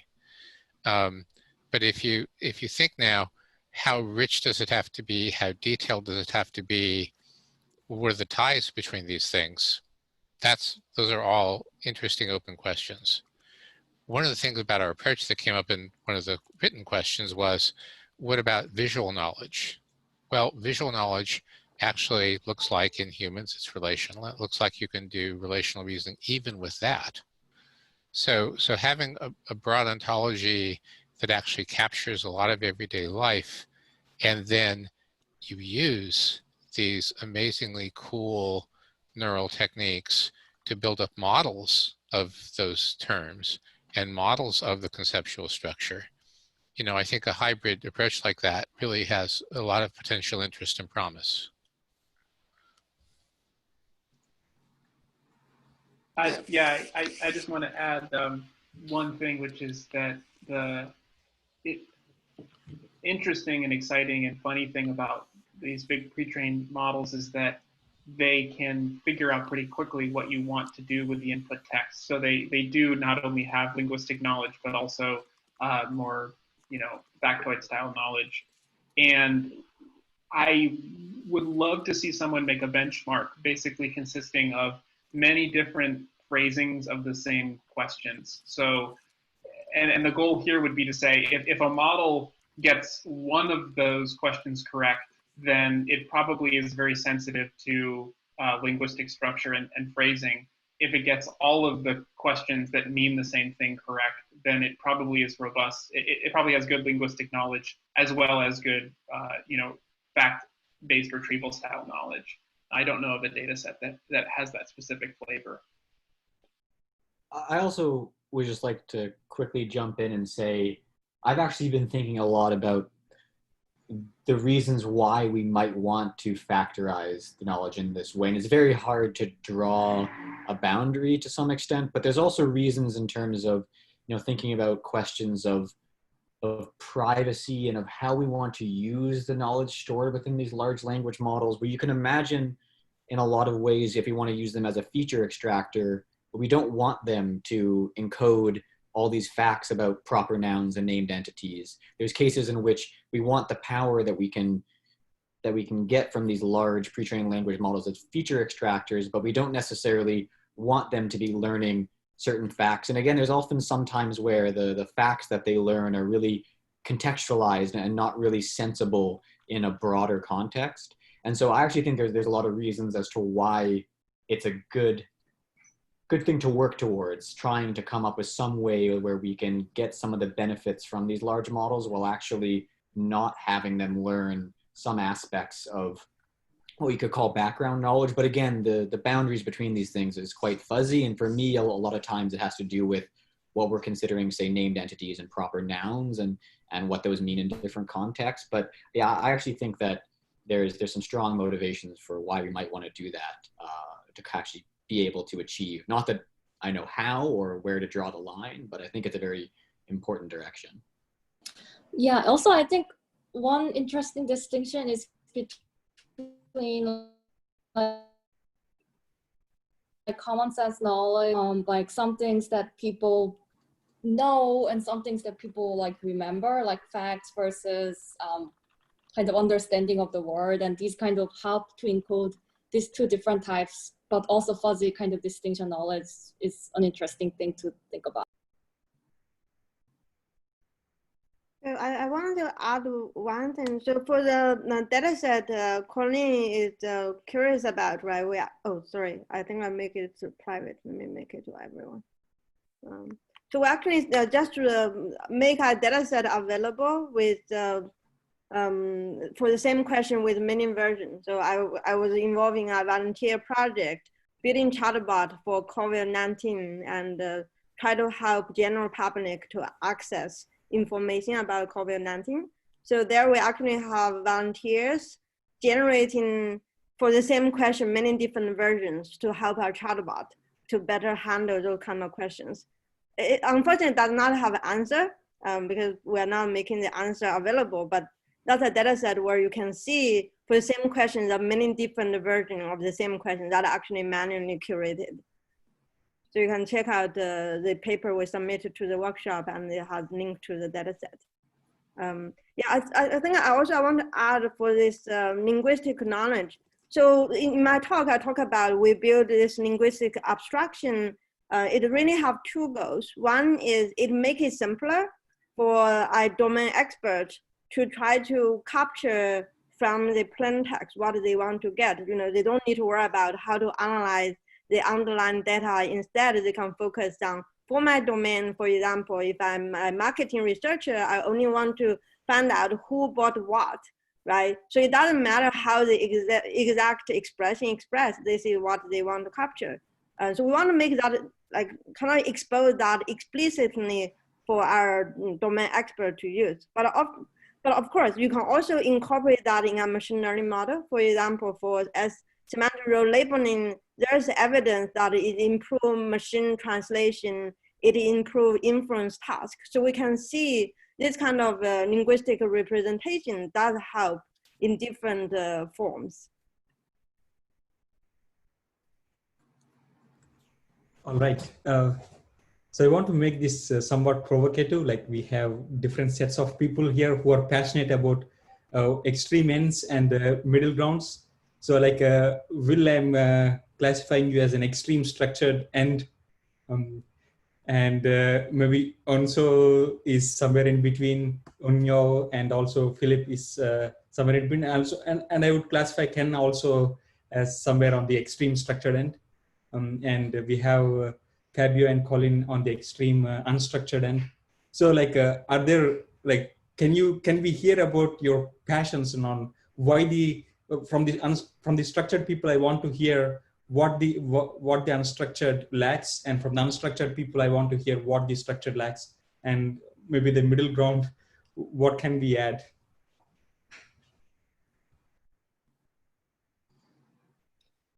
I'll put myself in the middle ground, so maybe I'll let somebody else go first. Okay, I'll take a shot at it. So traditional symbolic approaches have ignored statistics, okay? That's an obvious bug, all right? Bug, it's just a bug, okay? So, but I think of it as there's what's the most important leg of a three-legged stool? The one that's missing, okay? So symbolic relational representations, important. Statistics, important. And I think human-like similarity processing is important. So there have been people who've looked at the use of vectors to try to simulate analogy. And if you look at Tom Griffith's recent work, he shows that it works on some examples, but it doesn't work more broadly. And there's a fair amount of evidence now that the structure mapping model for doing similarity actually captures human similarity in a broad range of domains. So I think that's actually a limitation. Now, on the other hand, because I think one needs to be ecumenical in these things. If you look at human beings, one of the things we do is we accumulate statistical models of things. Octopus in the cornfield. You see a picture of a cornfield and an octopus and your eye jumps there in one saccade. It's not like it was processing the whole thing. It's that you have a thing called setting, which is a statistical estimation. And when you see statistics in one part that's wildly different, all that's happening in parallel, boom, you go there. So I think of these language models as being a great linguistic analog of that idea of visual setting. They provide a kind of information about language, and since language provides information about the world, it provides information about the world, but it's, of course, a more, less direct version. And that needs to be part of the mix. Thank you again. Fabio, you might be muted. Yeah, okay. Let me jump in. So I actually think that a structured resource is super useful for a model, also for a language model. The main problem is that if you don't have this resource available, it can be pretty hard for a neural model to learn the rules that we impose on knowledge. And also, I think building a structured resources from scratch could be as difficult as solving the actual downstream task you are interested in. Maybe there could be more efficient ways for the model to store and represent knowledge and structured knowledge that are more beneficial for the end task. So I think we should not impose rules in this middle passage. Okay, so you're saying we don't need knowledge bases in some ways. No, I think that if you curate as a human, a knowledge base is a fantastic resource for a machine. But for a machine to build automatically a knowledge base, I think that's as hard as solving the task, the downstream task. Yeah, I think in our experience, we haven't found a way to automatically build knowledge base. So I think, for example, when you use DBpedia, right, or use Wikidata, a lot of the even open domain knowledge base are heavily manually curated. I think, and it's based on our experience in the enterprise setting, people need to trust the knowledge base. You're not going to give them a random thing and then they will trust you. They want to verify. They want to be able to hold someone accountable. They want to see the evidence. So I think in our experience, we really would like the knowledge to be captured in a way that is verifiable. But it could also be consumed in a way that in a more distributional fashion, right? You can have a knowledge graph and then you can create a graph embedding and you can use it in any other task downstream. But we need to have a structured representation for that people can validate and be able to keep on improving. So I think if you capture everything in a black box, maybe it's used by downstream model in some way, like for example, in T5, right? Like T5 is doing is able to do closed book question answering. It's doing something very wonderful. But at the same time, like actually has been acknowledged by Colin, right? Like how do you ingest additional facts? How do you grow it? How do you validate it, right? Like if it's wrong, how do you improve it? So those are the kind of questions to be explored. So I think in our experience, we kind of have to go to support both, but for enterprise users, they really want something that they can say, this is data I can trust. Ideally, it's 100%. Even 90% is not sufficient. So just to build on Yunyao's point, if you look at humans building their knowledge bases as they learn, we interact with other humans a lot. We don't just lock someone in a library and have them read and do homework assignments, right? We talk, and that's tremendously useful.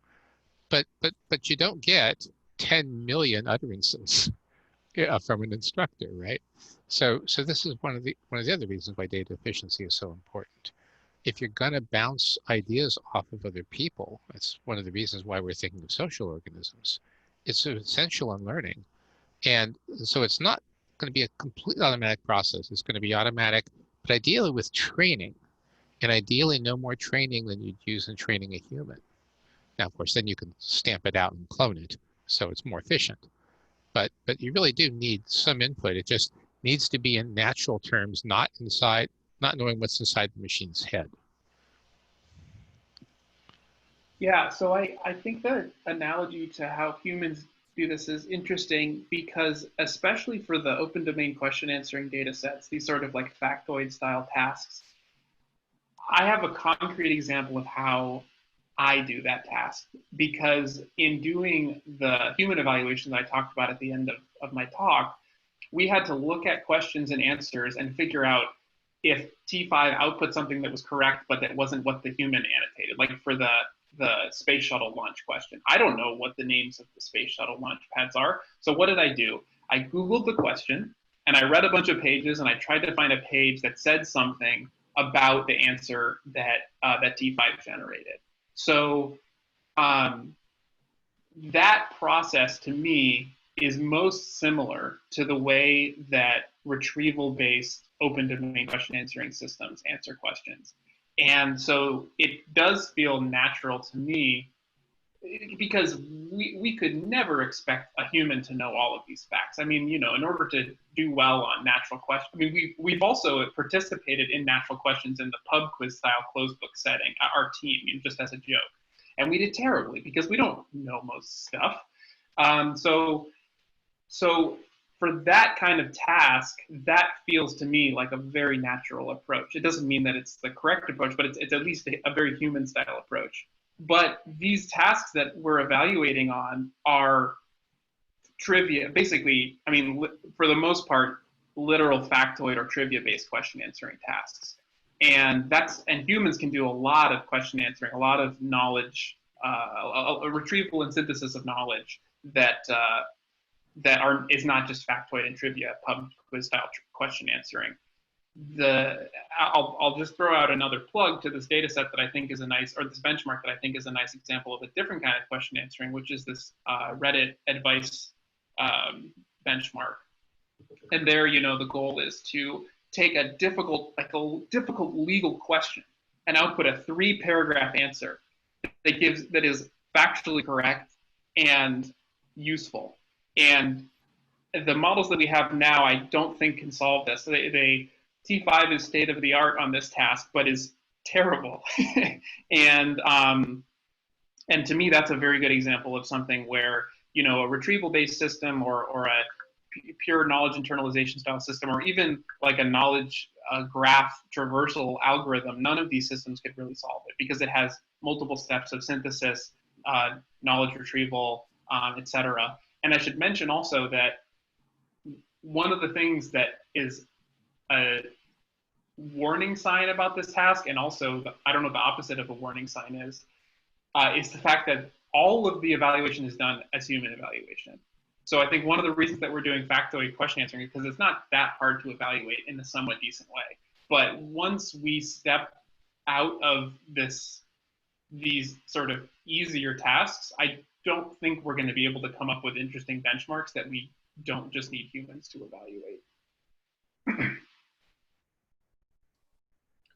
So one thing I want to point out is it really depends on when we talk about knowledge graph, how it was created. So for example, when I talk about the financial knowledge base that we build, it is actually almost impossible or very, very difficult for a human being to be able to answer those questions just based on the document. So for example, if I want to say, find out the employment history of a certain person, right? All the information are in the raw text, but then they come from many, many different documents.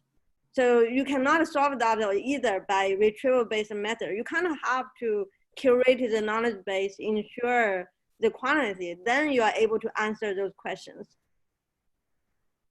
So unfortunately, I don't understand, you know, in open domain and also in most of the benchmark data we have out there, we don't have this kind of complexity that I'm talking about. So my team also trying to do some work with making some such data available. Yeah. Oh, Philip has something to say. Yeah, no, I wanted to say that you asked the question like which I think we all agree in one way or the other that encoding background knowledge is essential. And you asked the question, like, what is the right way to go, whether to go the more symbolic approach or the more sub-symbolic approach. So I can say that, I mean, we're currently working in very specific domains where we're really trying to understand, like, medical texts or, you know, publications on clinical trials. And if you want to understand those, there's a lot of detail involved. For example, okay, you need to understand that, I don't know, a clinical trial mentions different arms. Each arm has different therapies. There are combinations of therapies. Each arm has a different doses, and then the authors report in the text the results referring to different arms. So if you look at more complex texts, domain-specific text, there's a very high complexity that at least I haven't found a way to capture without, you know, good engineered domain ontologies, because there are many subtleties that domain experts care about. And I'm really impressed to see these things and these results that we get on open domain tasks, but we're very, very far away of getting comparable results with these methods on tasks where there are deep structures behind, or complex models behind that reflect also human reasoning. Okay, so when people write a medical article, there's a complex reasoning, or when we write scientific articles, there's a complex reasoning behind those articles, and it's very difficult to get to this deeper representation or this deeper meaning without any understanding of the domain. And I say this being quite agnostic, because I couldn't myself say which approach is better. I work on both approaches, but I can say that if you want to go into deeper understanding of text, it's my hypothesis that we will need eventually, you know, domain knowledge modeled also by domain experts. And I agree with Kenneth that the point is that it makes no sense to learn everything from scratch all the time, because as humans, we learn a lot, but we read books, and we read Wikipedia and encyclopedia articles. So we acquire a lot of knowledge that is declarative, and there's no need to every time learn everything from scratch. So that's my view on this question. So just to add to what you said, Philip, yeah. I totally agree with you, obviously, but the thing you mentioned about the specifics of the domain mattering in detail, in trying to explain that idea to other people, like funders looking at where research should go, a phrase I found useful is high precision language understanding. Yeah, right? Sure. Because the high precision, it's like you're really extracting everything out from each sentence, not just a gloss or a gist. Yeah. So I think we have an audience question which is very relevant now. So logical rules have shown to provide high precision results in many NLP tasks. What is the scope of incorporating such rules into modern language models?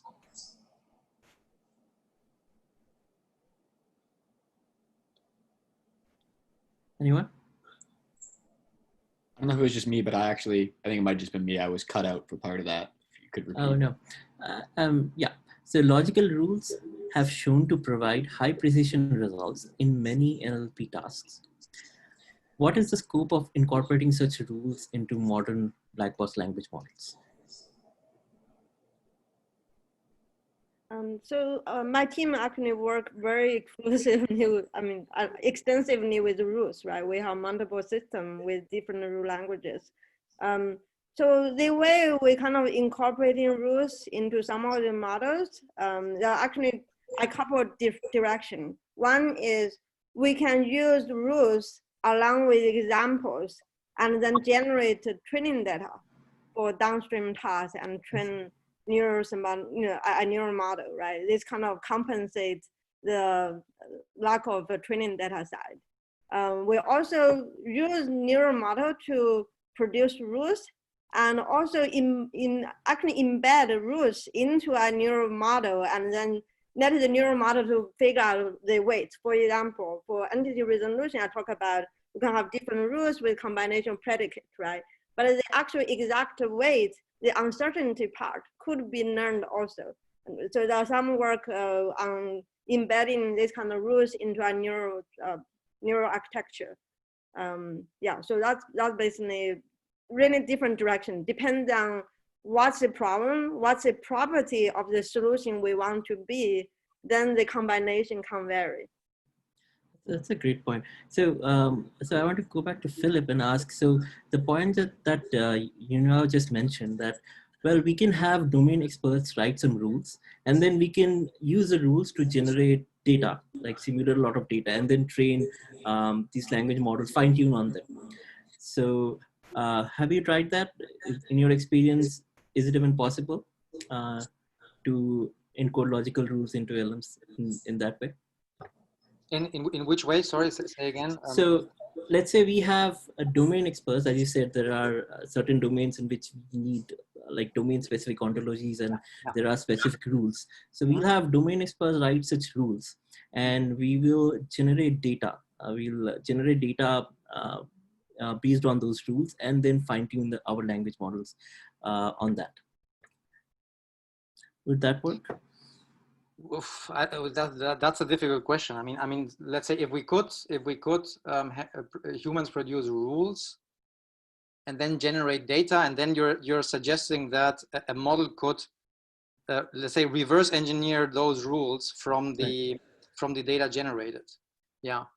Well, I don't know if that would be possible. I suppose it would. I mean, very recently we recently have been working actually on a new question answering benchmark that tries to go for deeper text understanding, and we followed an approach as you were mentioning. So we had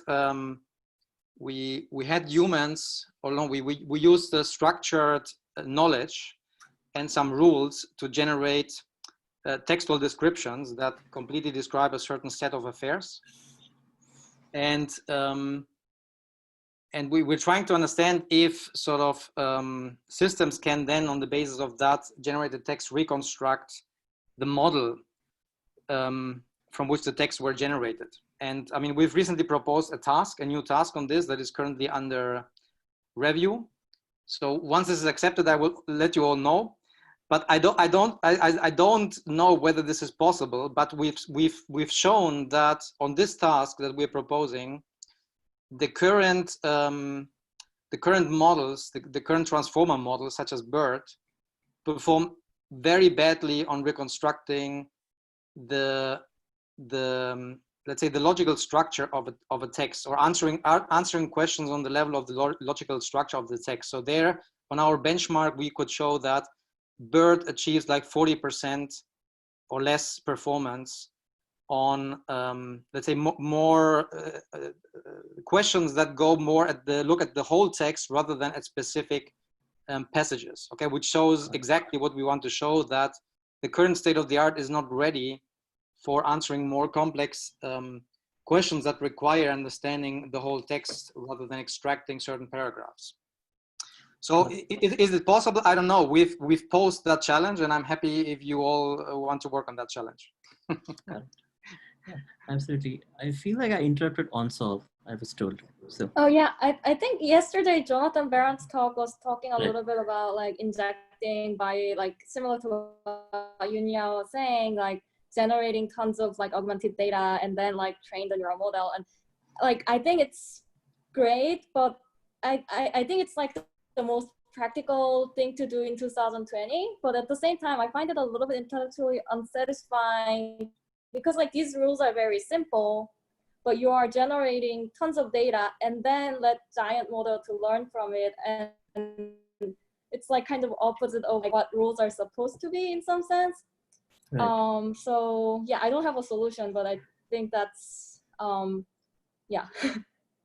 I think it really depends on the specific problem, right? So for example, we work with the lawyers and try to understand the contract. So the problem they're trying to solve is giving a contract, say which clause this particular sentence include, whether it's obligation, exclusion, and so on. It's just like multi-label classification problem. So when we try to understand from the lawyer to say, hey, why this sentence is exclusion, they can tell us that this is exclusion because there is a phrase here says exclude this. This is obligation because it says someone shall do something. So those kind of things can actually explicitly captured in rules, and we do that in our in production. And we have also shown if we have enough label data, we can actually learn those rules and interact with domain expert to augment the rules so that anything not captured by the data can still be generalized further by the expert. I think there is no one solution that works for all problems. It really depends on the specific scenario.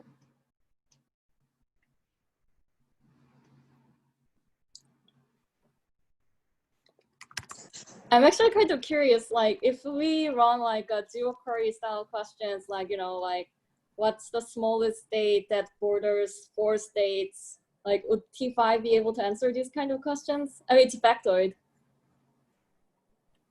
but it's very low. Yeah, so there's this really there's a nice paper that very recently came out, like in the last week or two, that I've been trying to remember the name of and failing. It hasn't like solidified in my parameters yet with enough training or whatever.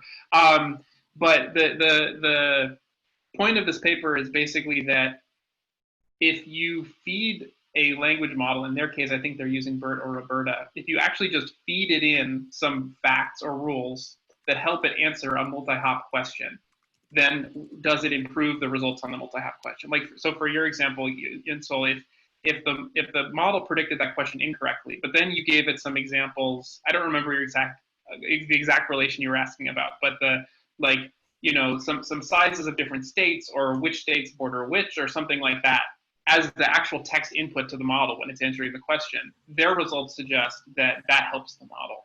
So that's, I think, one way of answering this question. If you want your model to learn facts and it hasn't learned them implicitly through pre-training, it seems to work if you just give the model the facts in the prompt, that some of the facts that it needs to answer the question, and at least for the models that they considered, it was able to allow the model to do more hops when it was answering questions. We haven't run these experiments with T5. I mean, the main distinguishing factor between T5, basically, there's BERT, Roberta, et cetera, size models. There's T5, which is the largest model, is quite a lot bigger. And then there's the new GPT-3 model, which is even quite a lot bigger. And to me, one of the distinguishing factors here is that some of these more complex reasoning style tasks, the model seems to get better at them as it gets bigger. And I'm not making a rigorous claim here in any way, but I guess one concrete data point here is that until the T5 paper came out, people were doing all kinds of not hacky, I won't say, but just very problem-specific things to get good results on Winograd schema problems, which is sort of a common sense style problem. And our smallest models can't solve Winograd schemas, our largest models can. So to answer your question specifically, it might be that T511B can do more hops than like a much smaller model. But yeah, to me, I guess just to go back to the original question, one way to incorporate rules that still satisfies the text-to-text paradigm, which is not super satisfying, is just to give it a few rules in its prompt. Sorry, does that address what you were pointing out? I just wanted to add something on this complex question that I think it also boils down to the retrieval part, because sometimes you need not a one-shot retriever to answer a question, but you need like a recursive retriever that gets informed at each step and that can iteratively build evidence needed to solve the question. And also, I also wanted to add something about the evidence. So I completely agree that models should provide some sort of evidence, but that should not be exclusively retrievable in a knowledge base. I think it can be a piece of text. It can really be an image or whatever that is enough for a human to understand that the answer is correct. And I think we should aim for models to provide evidence in a less structured way, but that is interpretable for humans. I totally agree with you on that point. And we have another paper that I did mention today called WT5, where we basically train T5 to output a class label and a plain text description of why the class label is true. And it totally works some of the time, and other times it just generates a plausible explanation for that is wrong. You know, like it'll answer the question, and like, let's say it's question answering thing. It'll answer the question correctly, and then it'll just state some evidence that is not true. It's sort of entertaining, but to me, at a certain point in terms of model accountability, at some point you need to point to a source of truth. The model needs to point to a source of truth. And if you take Wikipedia as the source of truth, it needs to point to something in Wikipedia concretely, because otherwise it's just going to hallucinate stuff that statistically looks like the correct explanation, but is in fact just like, you know, something that looks right. So actually, we only have a few minutes left. So we have a perfect question for as the last question for the panel, and we want to ask everyone to provide a short answer.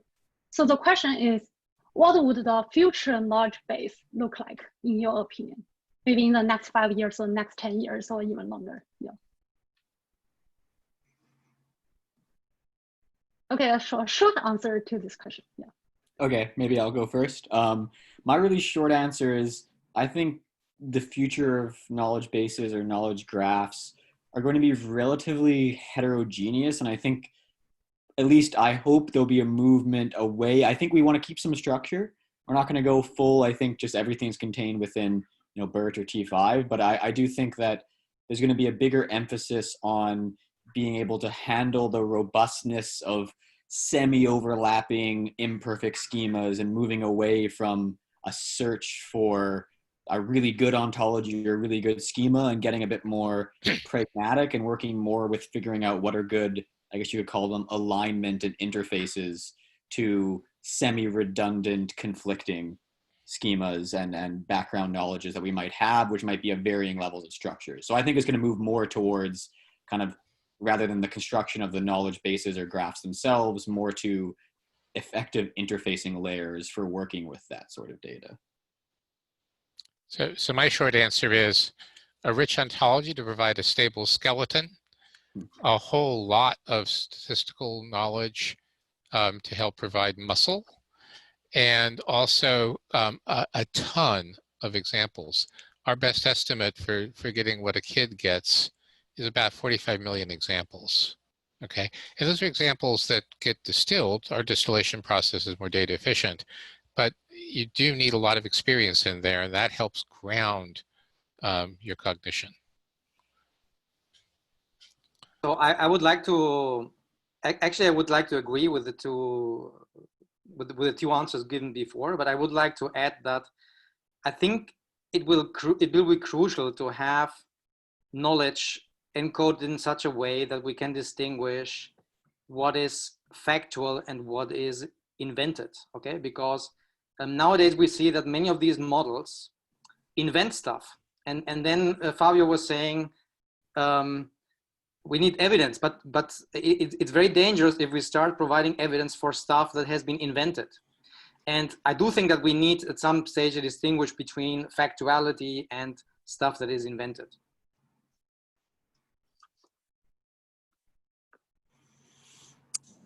So I think want to go a different direction, where I think the future knowledge base will not just be constructed from textual content.